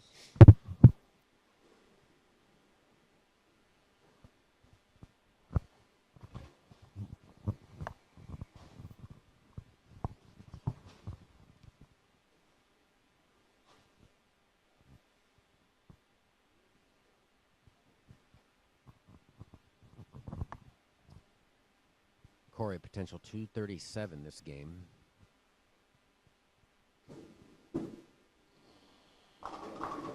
Oh.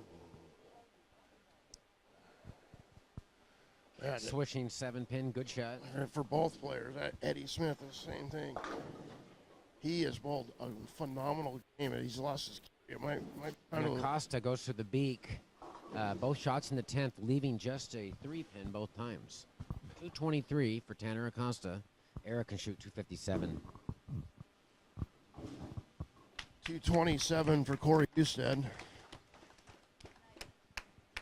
So as bad as Rob, he started off the game. He can strike out here and only be down 13 pins. He'll take that after that start. Oh, I almost broke the deck light. Wow. David Billings. Yep. Shout out to David Billings. Eric has moved in. He doesn't like it. It's a 4-6. He doesn't like it. 4-6 in the 10th. And guess what, Mike? He gets one of these. They're tied. Yeah. 223 apiece. Yeah. Well, but you could bounce it out at Milwaukee. Yeah, He's going to probably throw it really hard at this one. Probably, since it's the first game and you're not really worried about the count yet. But we've seen pins fly out here for years and years and years.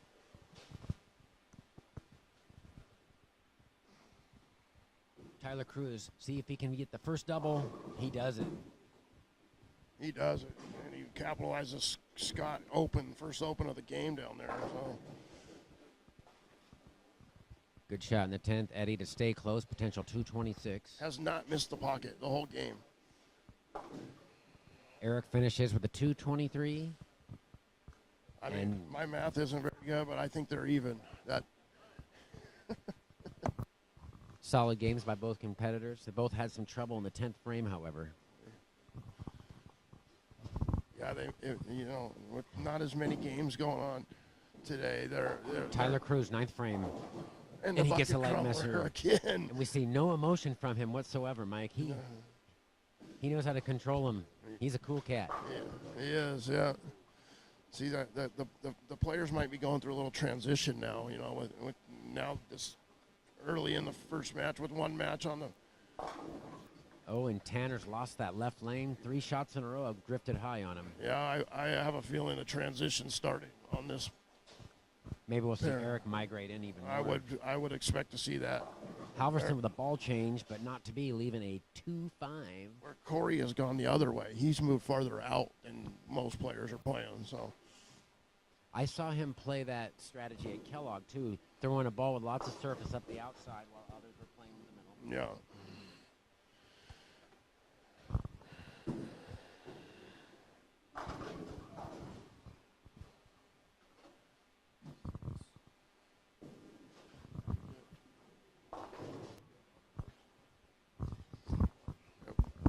So it's Houston 227, Rob Edwards 191. Corey will take a 36-pin lead in the game 2. And And on cue, Eric has moved in front of the ball return. And left a double wood. Yeah.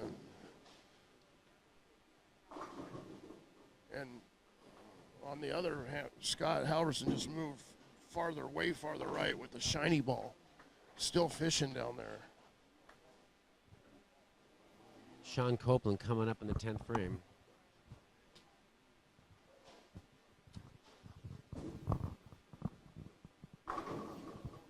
He gets the hit. What a great shot by Sean there.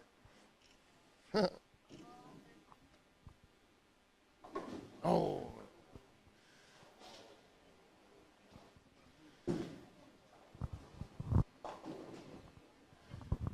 Robbie is just fishing right now.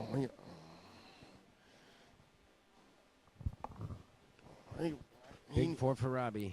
He needs to move either farther right or move more in, I think, in my opinion. Sean going for 6 strikes in a row here. Potential 244.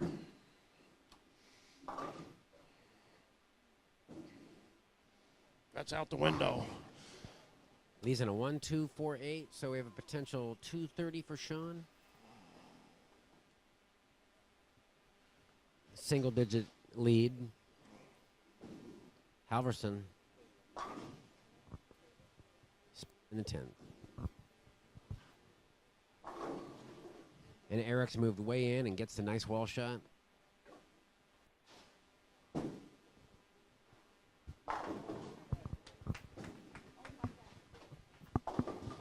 Sean chops. 228 for Sean. 223 for Eddie Smith. 5-pin lead for Sean heading into game 2. 178 for Scott Halverson. Tyler Cruz can strike out for 240.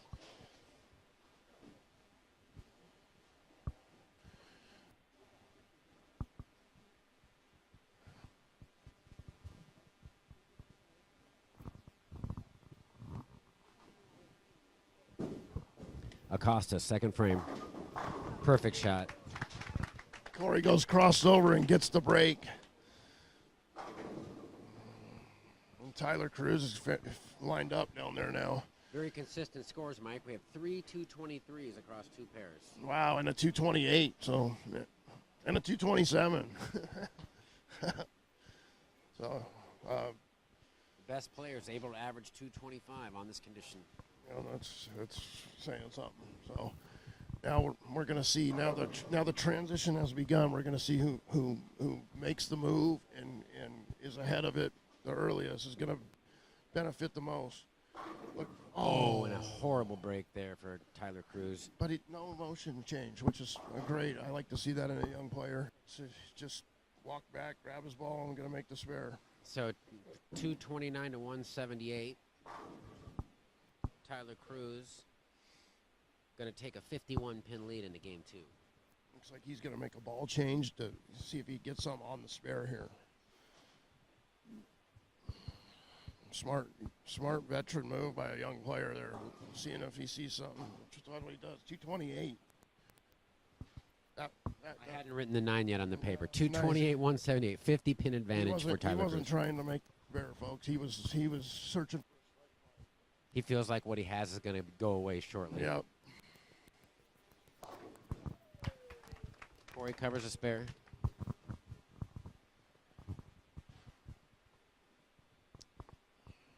So we've got 2 close matches on the low end and not so close in the winner's bracket.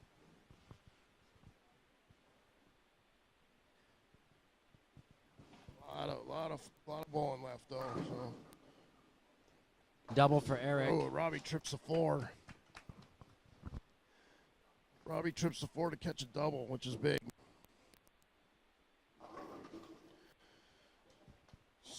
Lead off strike from Scott Halverson as he's searching down there.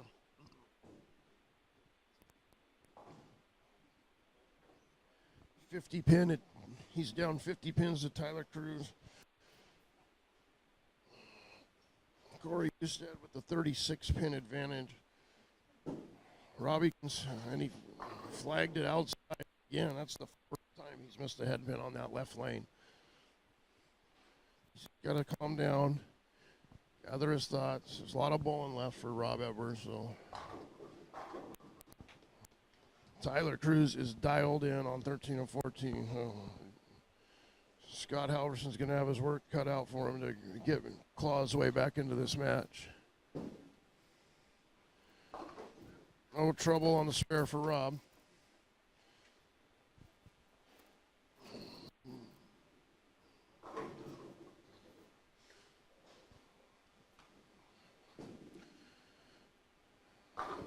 Good shot there by Tanner on the coming off an open. So Eric Jensen's got it going with the open three-bagger. Match dead.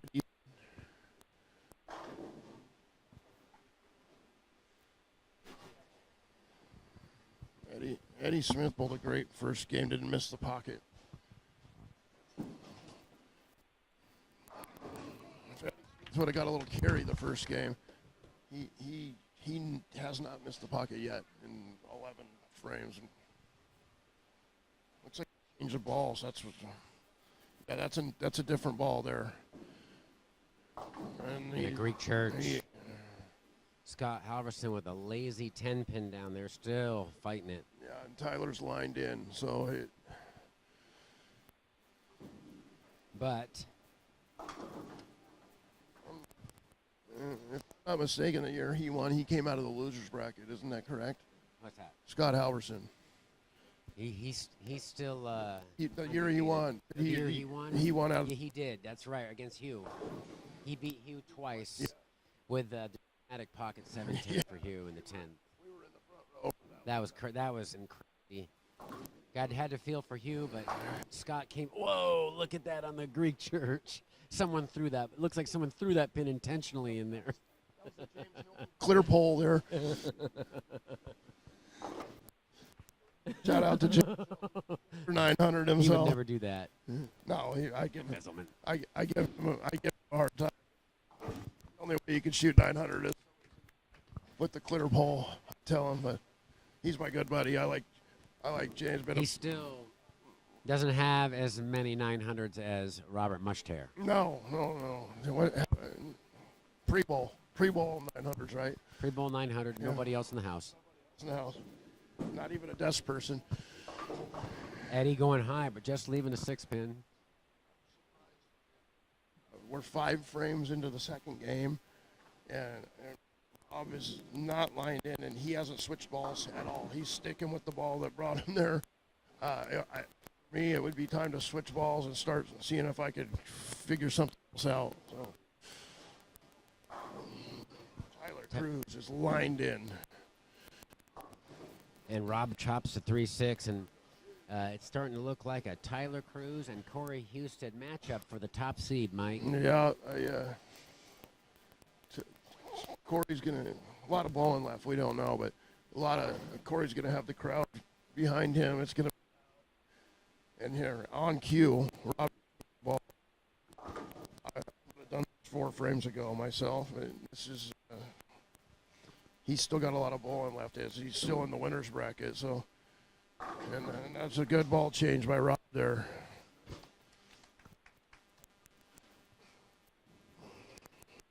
And Corey leading by 53 pins through 16 frames over Rob Edwards. Oh, Copeland with a good shot there. Unfortunate carry. yeah, the pin came off the wall and hit it. Blocked the pin from knocking the 7 over. I would like to see instant replay of that Greek Church messenger. Yeah, that was amazing. That was awesome, yeah. It would have been even more awesome if it would have hit it. Halverson sticking with the same ball in lane 14. Yeah, he's fishing. Great shot, though. He's fishing right now, yeah. He's thrown for 3 different balls. He probably thinks that one gives him the best look.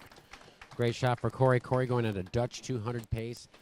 He's fishing a little bit on lane 9. He's got lane 10 and dialed. Yeah, Eric moving deep. Yeah.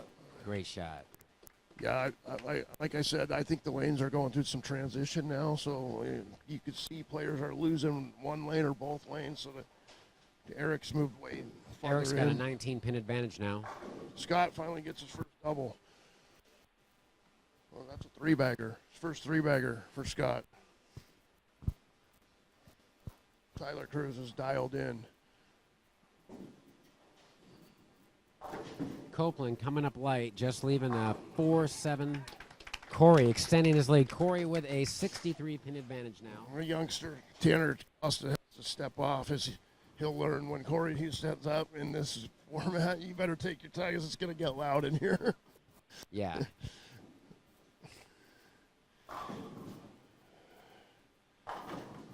Oh, and almost a pocket 7-10.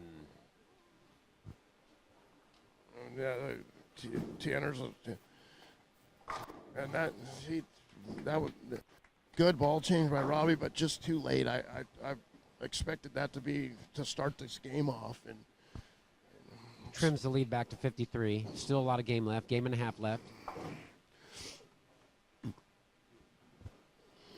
Tyler Cruz just threw a 5-bagger to start game 2. he did, and I think he switched. He's got 2 of the same balls, and he's switching them. Maybe he wanted to keep the same surface on them. I just saw him switch the thumb insert. And then Greek Greek Church. Church, wow.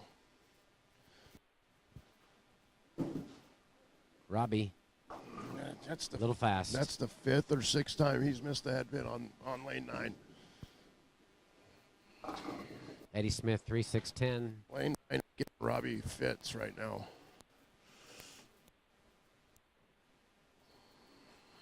Copeland ahead by 20 pins through 14 frames. Tanner Acosta with a ball change on lane 5 Yeah, gets the mixer. That ball was really shiny. He got down the lane a little farther. So here's the important thing. When you're in the winners bracket, even if you're getting beat by a lot in these matches, you still gotta be focused because you still got bowling left to do. And let's see if Scott Halverson, he's come from behind before in these matches and won. So let's see if he can put one together right here. Oh, flat 10. Flat 10, but that was a good shot though. Shots now. So, Scott down by around 50 pins. Solid 10 for Eric. and he's way deeper than anybody in left in the field right now, which may do him wonders later on. Double wood for Corey.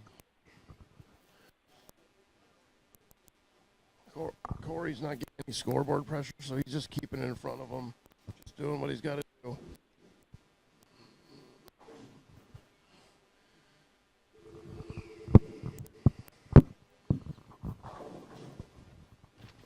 Rob's just got to get the next match, and maybe you never know what could happen here, but he's got another match to bowl after this. So.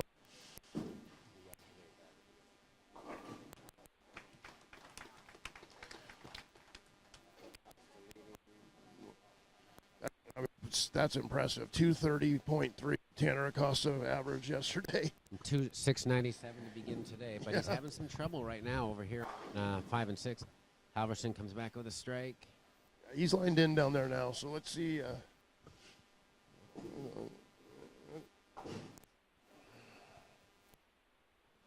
Eddie Smith with a couple spares there. Struggling though. Sean, 21-pin lead halfway through the 3-game match. Flat 10 for Eric. Yeah, I think, Eddie was lined in, but he wasn't getting any carry, and he switched balls. Tyler Cruz tripping the 2 forward after leaving a Greek church. Yeah. So I think he's throwing 2 different balls on one on each lane. Nice light hit by Kopi.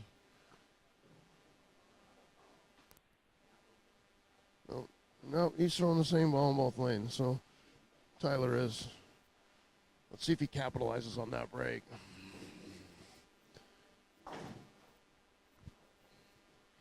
This is a big shot here for Tanner. Get something going here against Eric. He's going back. Cruz. And he's able to break up the Greek church, just leaving the 6-9 on that one. That was very similar to his last shot on that left lane. And Corey puts the 6 around the 10 on the 6-9-10 for his first open of the match. Good shot by Copeland down there to catch a double. Tanner Acosta he just switched balls on the left lane, but he's still throwing that orange ball. That's the Beautiful shot. idle Helios, and he bowled some big sets with that ball yesterday. As well as this morning. He Is used that that ball the first match this Yeah, morning. nice.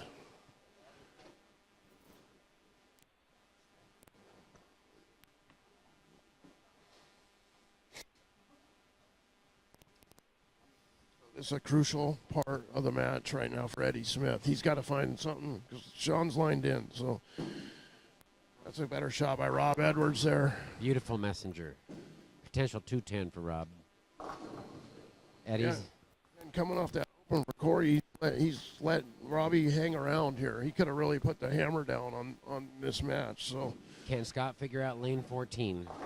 when Tanner catches And he leaves another washout. wow. Tanner catches a triple. That ball he changed to on the left lane is really late. And maybe Scott needs to get out of that ball. Yeah, it's time to, yeah. Nice trip 4 by Robbie there. Yeah, he's hanging. He's going to win this game. So He's trimming a few pins. trimming a few, Trail by less than 30. yeah, which is definitely manageable, doable. Scott covering the washout like a champ.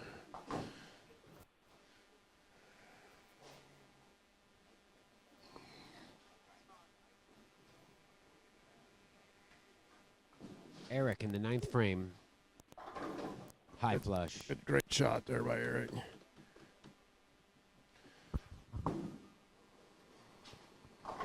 Robbie's found something with that ball change, and when he, like you said, that one shot was a little fast. When he keeps it slow and steady, he's got a good ball reaction now. So 401 for Rob after 2.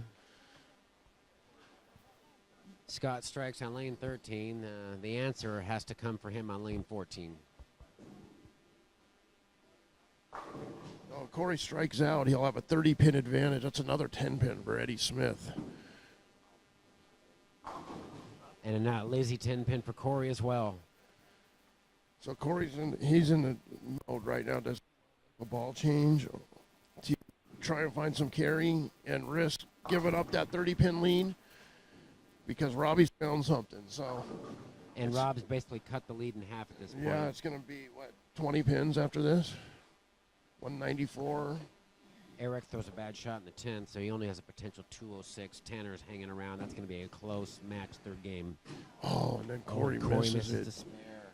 Holy crap. So that match tightened up in a real hurry. 27. That's going to be a 9-pin lead for Corey. 410 for Corey. 401 for Rob Edwards. Wow. We've got a close one, Mike. 9 pins. Who saw that coming after the 4th frame of this game? You showed up just at the right time. We had 4 blowouts. You show up. We've got nail biters. That's got to be. It's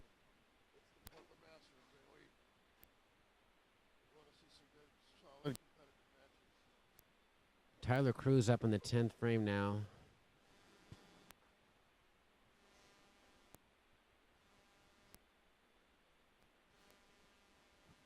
Tyler can off for 230. Scott Halverson can shoot 239.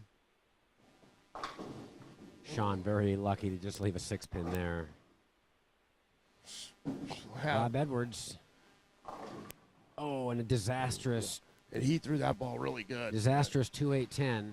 Start the match. That shot looked really good to me. It may be a Pinch touch fast. for. It's the only thing I could think of. Eric finishes with a 206.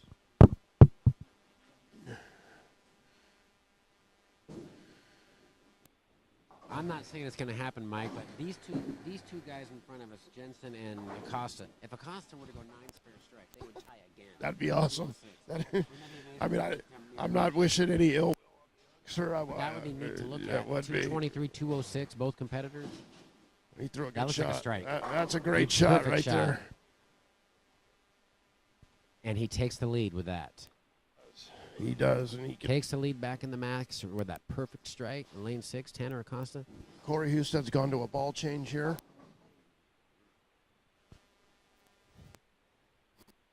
And a PBA washout for 214 for Cruz. Scott can cut into that lead here. Yes, so. he can. Scott can shoot 237. Corey with the ball change at 2-8. Could have been a 2-8-10. Could have been, yes. Tanner Acosta. hit from the Clutch shots in the 10th and 11th. angle Corey's playing, though, he's less likely to 2-8-10 than, say, what Rob Edwards just did, because he's covering more boards with a different angle. So Take a look over there at Mal. He's almost 70 years old. He's getting the gift of watching his son probably succeed in the sport that he succeeded in. I would venture to say he's more nervous now than he's ever been while he was bowling himself. Yeah, you can see it. Yeah. He's him and Terry are loving this. Yeah. Great finish by the youngster there. 227 to 206. 21 pin lead, right? Solid. That kid's solid. 450 for Acosta. 429 for Jensen.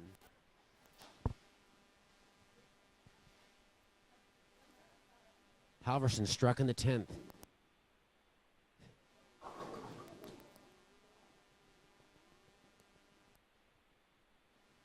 And Halverson has figured out lane 14, and he's cutting into the lead with Cruz. Mike, we've got 3 close ones. He did. And that's a good ball change from Corey. That ball. So we'll see if Robbie's got to regroup now coming off that 2-8-10. He's cut this lead almost to nothing. So now, I wasn't here earlier, but this is kind of the same scenario. And then Eric popped off a huge last game. Wasn't that correct? Yes.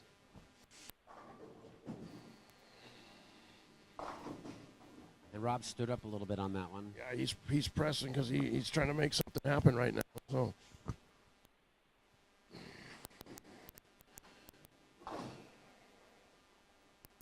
$239 for Scott Halverson. Wow.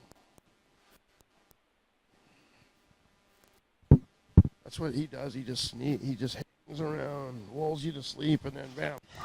So we got Tyler Cruz 442, Scott Halverson 417, 25 pin lead for Tyler Cruz, 9 pin lead for Corey Husted, 21 pin lead for Tanner Acosta going into game 3. This is round 8 of the Portland Masters. Eric just threw a great shot there for a solid 9. So our match on 3 and 4, running a couple frames behind. Eddie Smith and Sean Copeland having a lot of spares this game. Eddie switches balls. Yeah, that was another ball change. So, and Robbie, not the start you want to get off to in the last game when you're down a mark. Rob started all 3 games really slowly, and then kind of found it at the end of the game. So let's see. All right, Copeland right now getting up in the 9th frame. He's got a 31 pin lead over our high qualifier, Eddie Smith. Now, I'm going to take a guess and say if Corey Husted gets this strike, it's going to get loud in here. Most definitely. What do you? Yeah. He may show some emotion. And that ball all of a sudden looking good for Tanner. Yeah, I said it yesterday. This is going to be a player to look out for a number of years.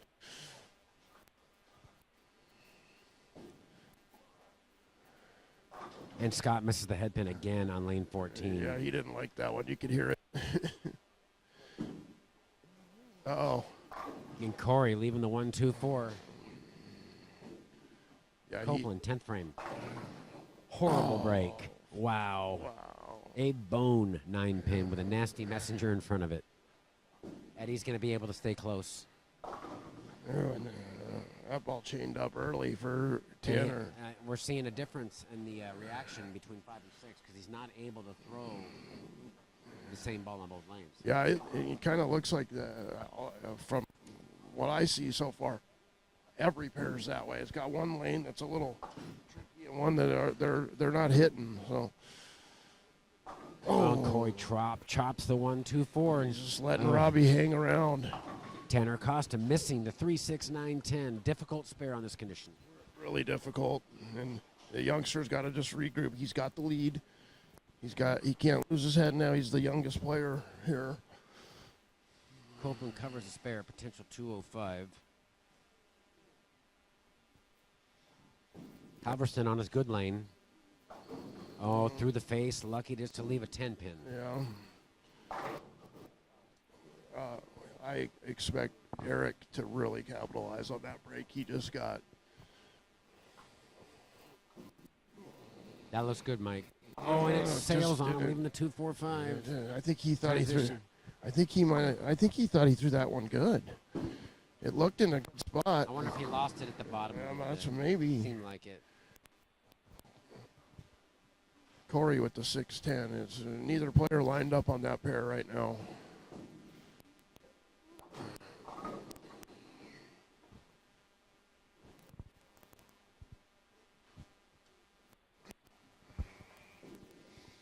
Trouble. Corey misses the 2-4, or Eric misses the 2-4-5. Nobody has struck yet down on the Halverson Cruz match, game 3. 25 pin lead for Tyler Cruz. Yeah. And Sean's going to open up a little bit of a lead here. Eddie can only shoot 179 at the spare and strike here. Tyler with the first strike down there on 14.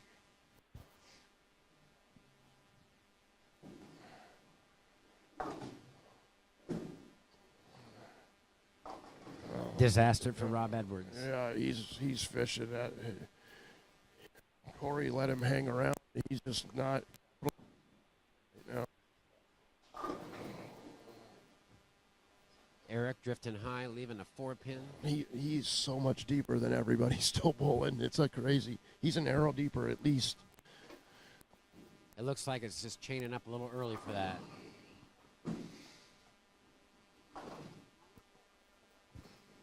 And 3 opens for Rob. Still in the match though, because Corey's got an open, no doubles, no strikes. 178 for Eddie Smith.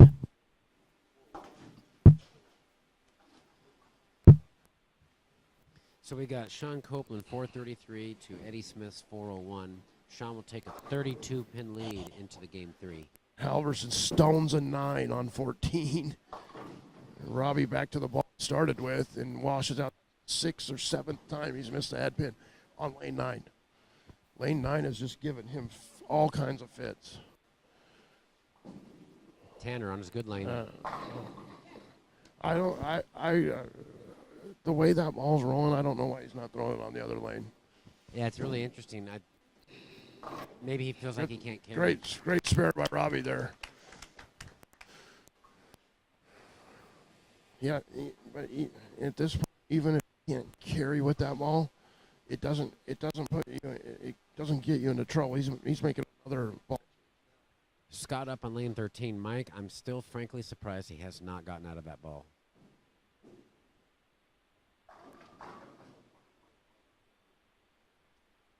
Leaving a 4 pin. He's just got to throw it too perfect to strike with that ball. Tanner on the lane he doesn't like.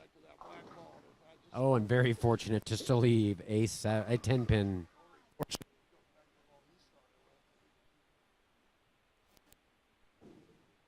Kopi missing the head pin, leaving the 1-2 to start game 3.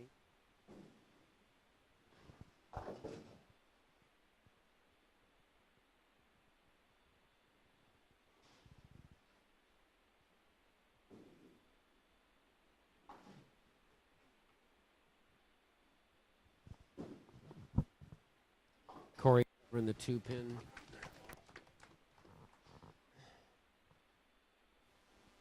Yeah, I got word from Mal that the flame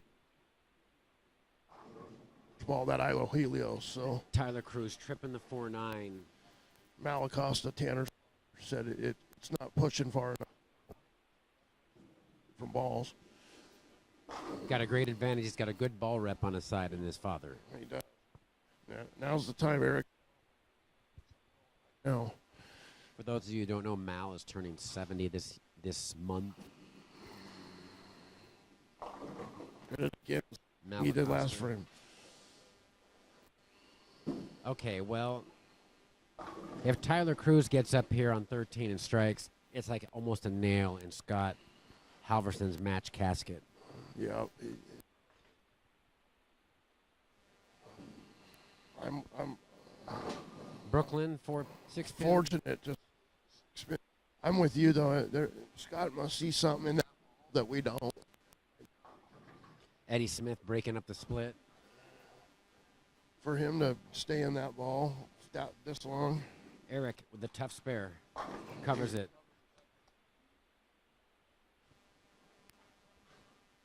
Corey shooting at a 9-pin. Neither player got one strike. 11 match here, so. Scott picked up the same ball again. That's that new gem. So Rob trailing by 30 with 5 frames to go. He needs something good to Needs happen. to make it happen right now.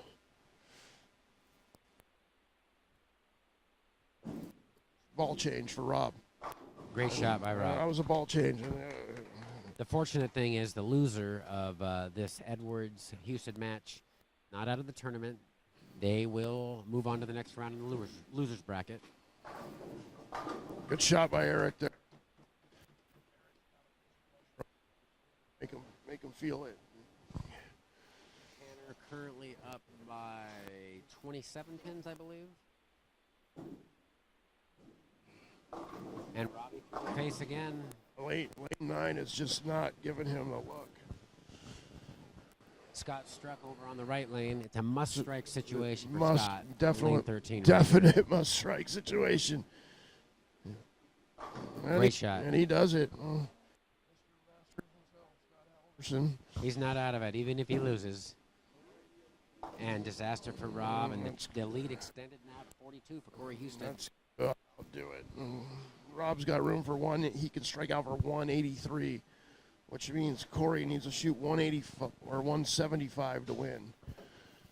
Going at a 180 clip right now, 186 clip.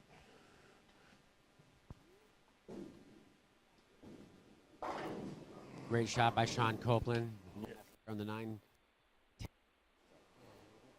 Wow. On the good lane. Wow, he wishes he could just ball in that lane right now because he's labeling that lane.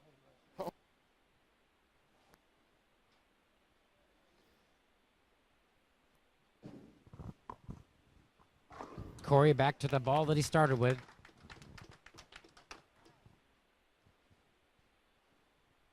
Is right.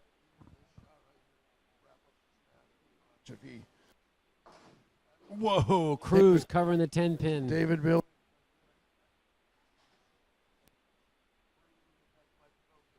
Broke the deck. With Earl Anthony as the commentator, I might add. Like great as Earl was. Yeah, well, he just struck on every shot.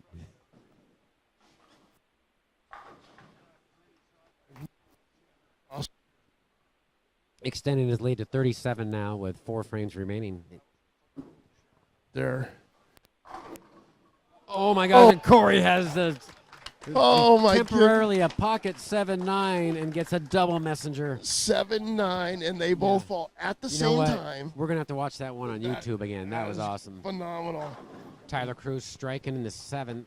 So I'm gonna go down and take a peek at it and see what the scenario is here. That was. Eddie Smith leaving the 2-8 combination. Copeland has a 42-pin lead.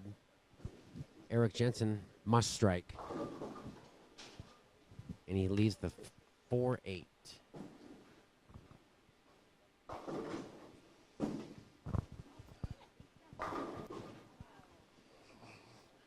That was a must-strike situation where Halverson came up a little high, tripped the 4, but left the 7. He could have struck out for 247. Tyler Cruz can strike out for 258, so he's got that match in hand pretty much. He'd have to totally fall apart, I think, for that one to go that Scott's way. So what appeared, Mike, to be really close matches early aren't so close now down the stretch. And that's all she wrote for Rob. Yeah, he's regrouped. More bowling left. He's not out of the tournament. Not by any means. All right, Scott in the 8th frame. Never really found it. No, he's got the shot to the Just not, he's not carrying. Copeland gassed another one. He's done that 3 or 4 times in this match where he's throwing it really hard and right, and it's just not going to recover from there, Brian. Not leaving a washout, though.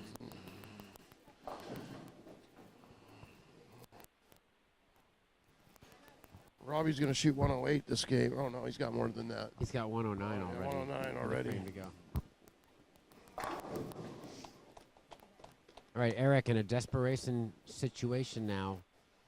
Yeah, so we're going to see. We're going to see if the youngster's nervous at all right now. If he steps Copeland up. almost chops the 1-2-7. It covers it. That was close. We're going to see how the young Tanner Acosta's nerves are right now. So it looks like it's going to be a face-off between two 4-0 competitors. It's going to be Corey Houston versus Tyler Cruz. The winner of that, Mike, top seed in the Portland Masters. Top seed, got to get beat twice. That's a great shot. Oh, solid horrible 9. break 9-pin. Yeah, but that's not going to hurt him. That's not going to hurt him. No, but it does keep this match interesting, especially if Eric steps up and strikes a few times. It does. And Corey trips the floor, and Corey's going to move on. Yeah, and he's going to have the whole support of this bowling center.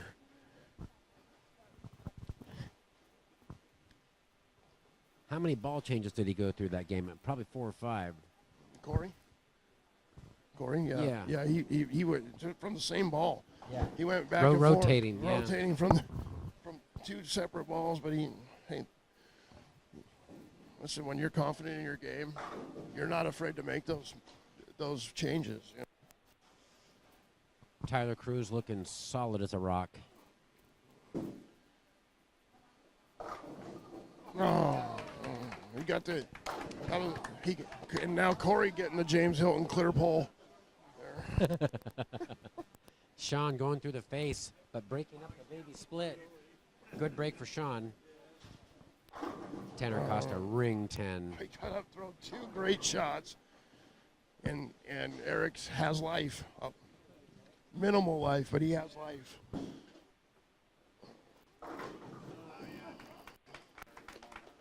Tanner can shoot 216. Eric can shoot 222. Need a ball. So back to back, excellent shots by Tanner there, but no reward the last 2 shots.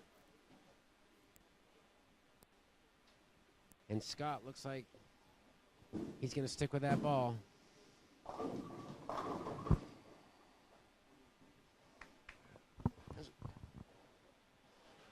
It's academic at this point. Corey doing a little bit of experimentation there. Strikes with another ball. Got other options. 226 for Corey Houston, a win. He moves on to the match, determining top seed.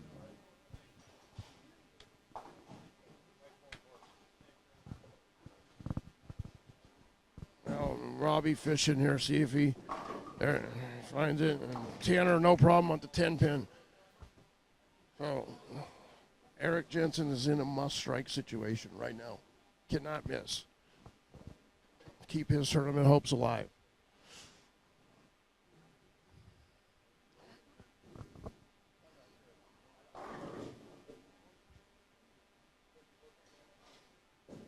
How many pins, Brian, is Eric behind going into this match? Eric is trailing by 21.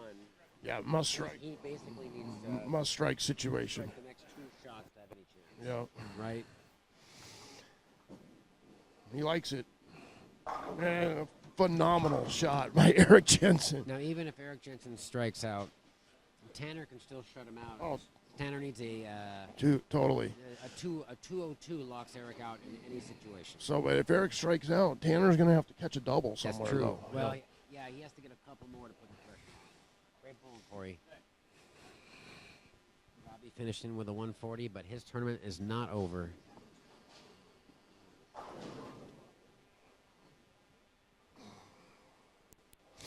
Eric taking a little extra time. He knows how big this shot is here. Eddie Smith with the ball change. Must strike for Eric Jensen to move on or to stay alive. Do you like it? Oh, he He gets the likes it. wall. Yeah. He gets the wall shot, and he's still alive.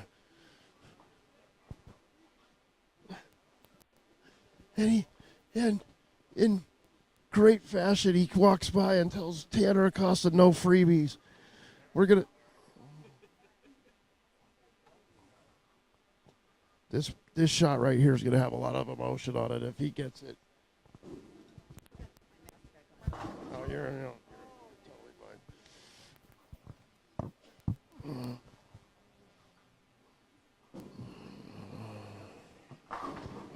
Oh, and Brian, you missed it. After Eric got the strike, he walks by to Tanner and goes, I'm telling you, Tanner, no freebies. And Tanner gets up there and throws a beauty of a shot and carries the 10. So here's the situation. This is the lane here where he's had a little issue. Let's see if he can put a strike together here and close out Eric. If he doesn't strike, Eric can win the match. Has to strike.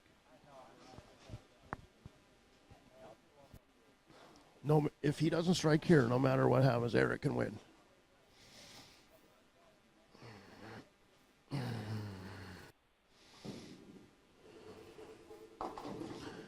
Oh, and he breaks up the split. Wow, And that was my goodness. That could have been much worse. That could have been a total disaster. So if he makes this and strikes, I believe Eric has to double. Yes. I believe a spare. With the spare, Eric can double to win the match. Copeland up by 39 on lane 3 right now. Leaving a 2-4-5. Wow. This match, Eric was in this situation yesterday. It came through nails. And Tanner covers the spare. So let's see how important is the count here. He has room for 196, which would make Eric have to shoot 217 to tie. To tie. So it's basically a double. So yeah, really count. And Sean whiffing the 2-4-5. Letting Eddie hang around a little bit. There's still room for Eddie.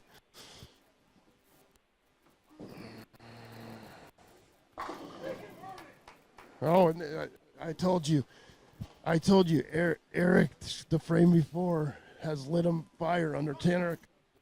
Oh, boy. Yeah. 646 for Tanner. We saw this exact same scenario yesterday. Wow. Eric needing a double, and he performed. Eric brought that on himself, though, by saying He did. He did. All right. Eddie Smith with a pivotal shot right now on lane 4 to close the gap that Sean Copeland has. It's left. And he Perfect flushed. shot. Nice. Made another ball change. So here we go. I'm so excited to watch this, Eric Mike. Jensen came up nails yesterday in this exact in front situation. of the ball return. It might have been on the same pair. That's in. Oh, baby, unbelievable. That thing rolled out just before it went high. I thought it was high when you throw it. I mean, Absolutely. That's because he stays up the back a bit. So here's the situation. He needs to strike and 6 pins to move on. Strike 5 is a tie.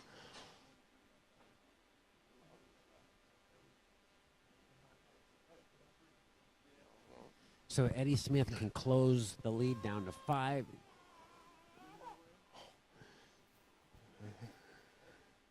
He can close the lead down to 5 pins with a strike right now. Yeah, and he's 3. throwing 2 different balls, and he Great throws shot. a clutch double. Clutch 3-bagger for Eddie. Anybody's game down there on 3 and 4 between him and Sean Copeland. This place is going to get loud if he gets this strike right now. It looks good. Does it? Nope. And it's over. That's right. And Tanner Acosta's moving on. What an exciting finish. Wow. And Eric Jensen, 2018 champion, eliminated in a exciting match. Tanner Acosta moving on. Will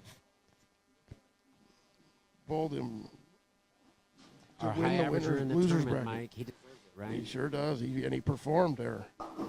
Sean breaks up the split, just leaves the 4-pin. What a great match. What a phenomenal match that was, man. And they hug it out. Good sportsmen. We understand in the heat of the battle, comments comments can be made, but Oh, I don't understand when that. they're done bowling their friends. I don't understand that at all. Comments are made? Are you kidding me? I've never done that. Me neither.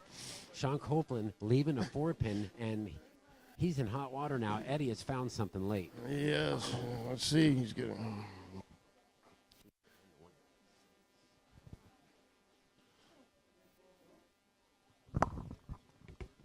So we see a moderate scoring pace this round. We have a 667 for Tyler Cruz to 599 for Scott Halverson, 626 for Corey Houston, 541 Rob Edwards. Tanner Acosta takes out Eric Jansen's hope for winning, 646 to 639. Sean Copeland needs a strike in the ninth right now. He does big time. The momentum has absolutely changed in that match. Oh, and he horrible stones break. a 7. And that is Unbelievable. for that, Mike. Oh, no, it's not. So here's the situation. Eddie can step up in the 9th and 10th and win this match. He's got room for 248. Sean could shoot only 200 now.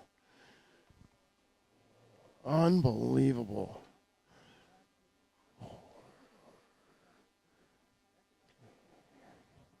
First things first, he's got to make sure he covers the 7-pin right here. And he's got it. So, Eddie Smith. Copeland had a 32-pin lead going in. So if they both strike out, Eddie wins by 10. yeah.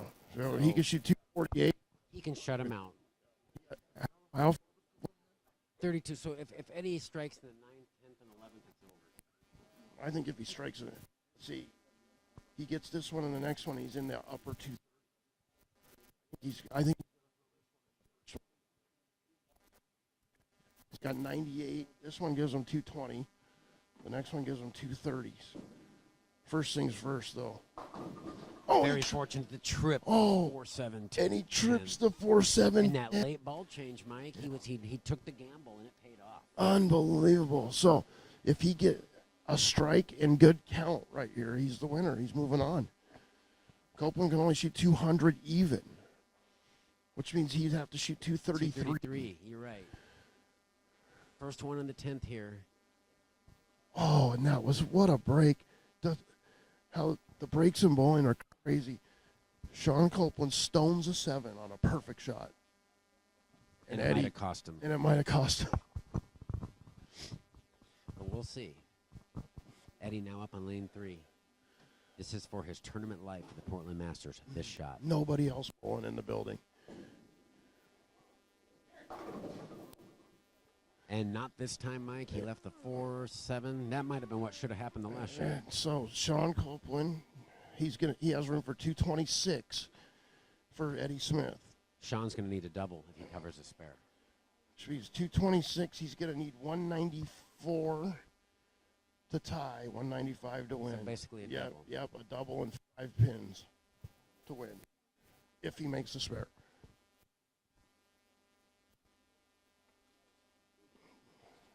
Sean with just 2 strikes through 9 frames. It would really be quite the feat for Sean to do that, considering he's 2 of 9 thus far. Yeah, Eddie covers it up. Crucial cover. Now, really, the count here is not really in play. 5 count. So just stay behind the foul line, and we're going to see what Sean Copeland's made of. We know he's got it in him. He's one of the best players around and big tournament players, but he's not lined in. He's weathered the storms of tougher pairs, and He has, and he threw a good shot last frame. So let's see if he builds on that. Eddie with the icing veteran, him a little bit. with the That's veteran smart. move. That is smart. With the veteran move. Wow.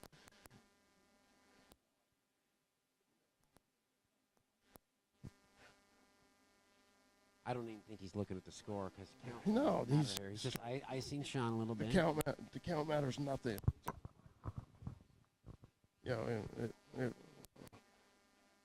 I mean, doubled and got 3 or something, but that's not going to happen.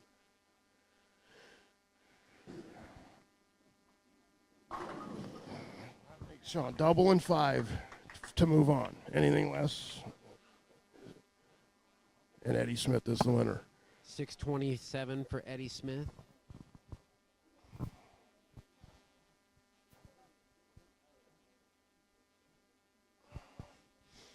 I expect Sean Copeland to strike right here. Yep, myself. Sean, 115 to 8 spare up. He needs a 195 to move on. Double and 5.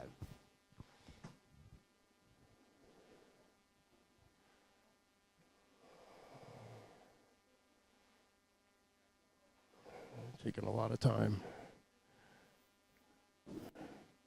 Looks pretty good. It's wide. He threw it hard, and no break for Sean, and that's it. A Eddie little Smith. fast.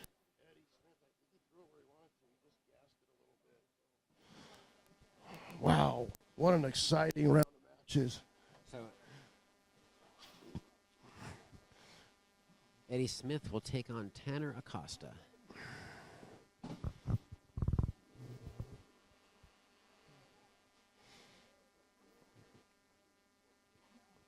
Sean taking his time. I don't know if he knows the score right now.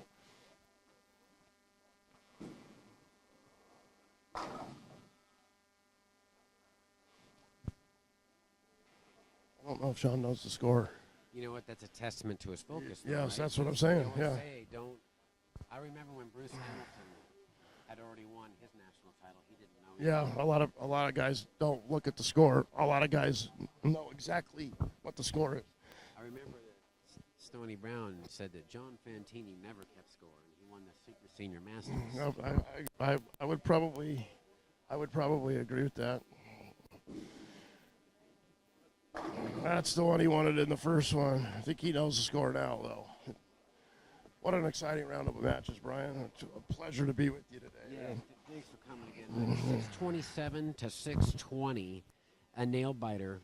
The Acosta match and Jensen match and the Smith Copeland match were decided in the 10th frame. Yep. Exciting action. Yep.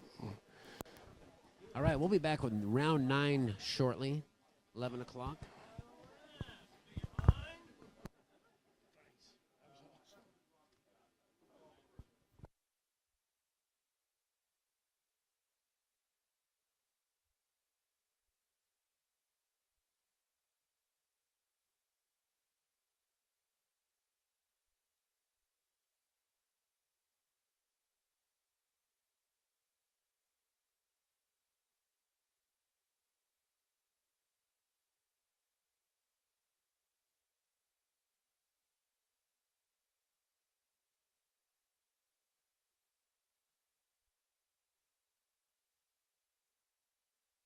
Good morning. And I did the same thing, the Nova early, and then I went to that altered reality, and it looked really good. But today they were just a little tighter to the right, so that altered's like I think a pearl or a high. It was just skipping. So I went back to the Nova, and Robbie was bowling the way he did. I was like, I just got a flat 10. I was trying to get something to go through the pins better, but then when I seen him kind of struggling, I was like, I just got to go back to getting something to just hit the freaking pocket. Well, good luck in the final here. They were talking to Corey Husted. Defeated Rob Edwards there.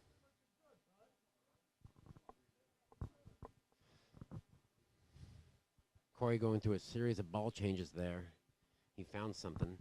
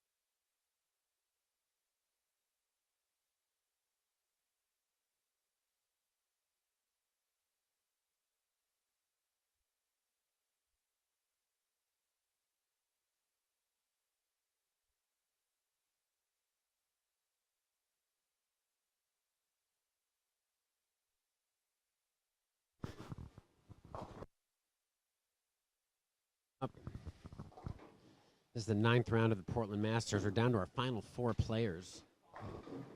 Or I'm sorry, we're down to our final 6 players.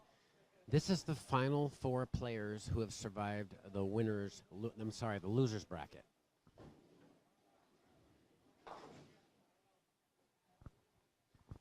So we've got a match on 7 and 8, Eddie Smith versus Scott Halverson. Tanner Acosta versus Rob Edwards.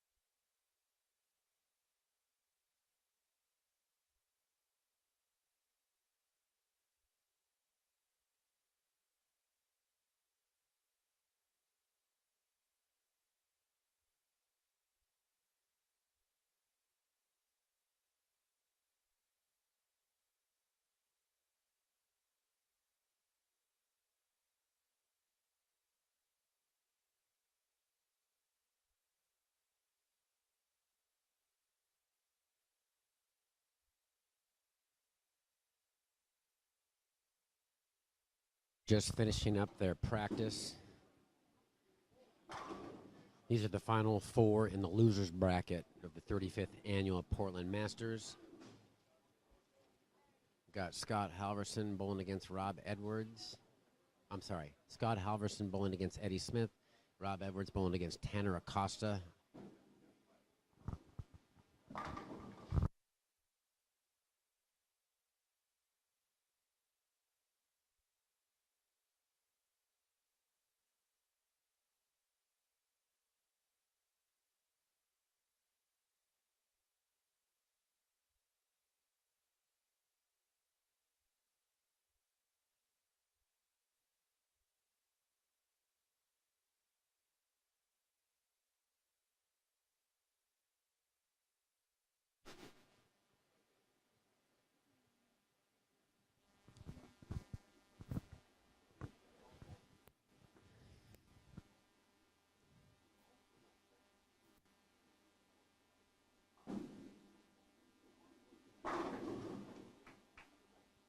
Tanner starting with a different piece of equipment that he ended with.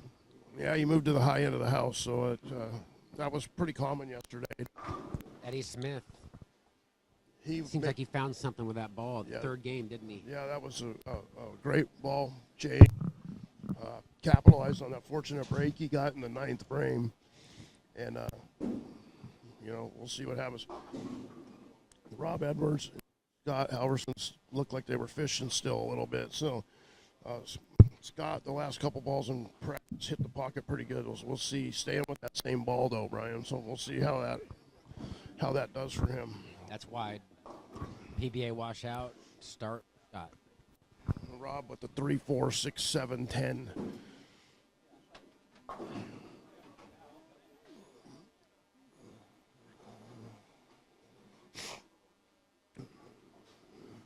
And Rob's got to regroup. He's coming off a mediocre last match. He's Scott gets a backdoor cover of the PBA washout. That was really neat. That's Milwaukee Bowl for you. The pins fly here out of the back. The James Hilton clear pole. Better shot by Robbie.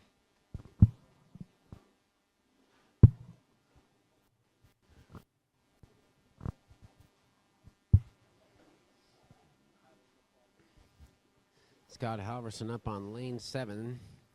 Scott was 26th seed in the top 32. Creeping up high, leaving a 3-6-10.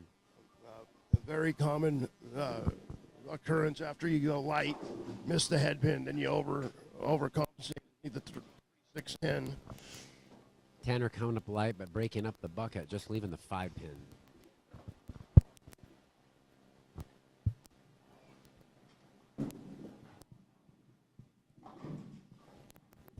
No problem with the 3-6-10 for Scott.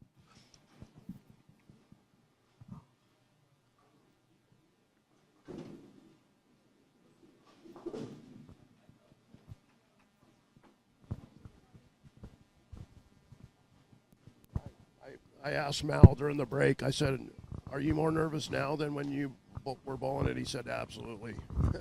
Watching his son bowl. Yeah, obviously he kept his cool since he won national titles multiple times on television. Yeah.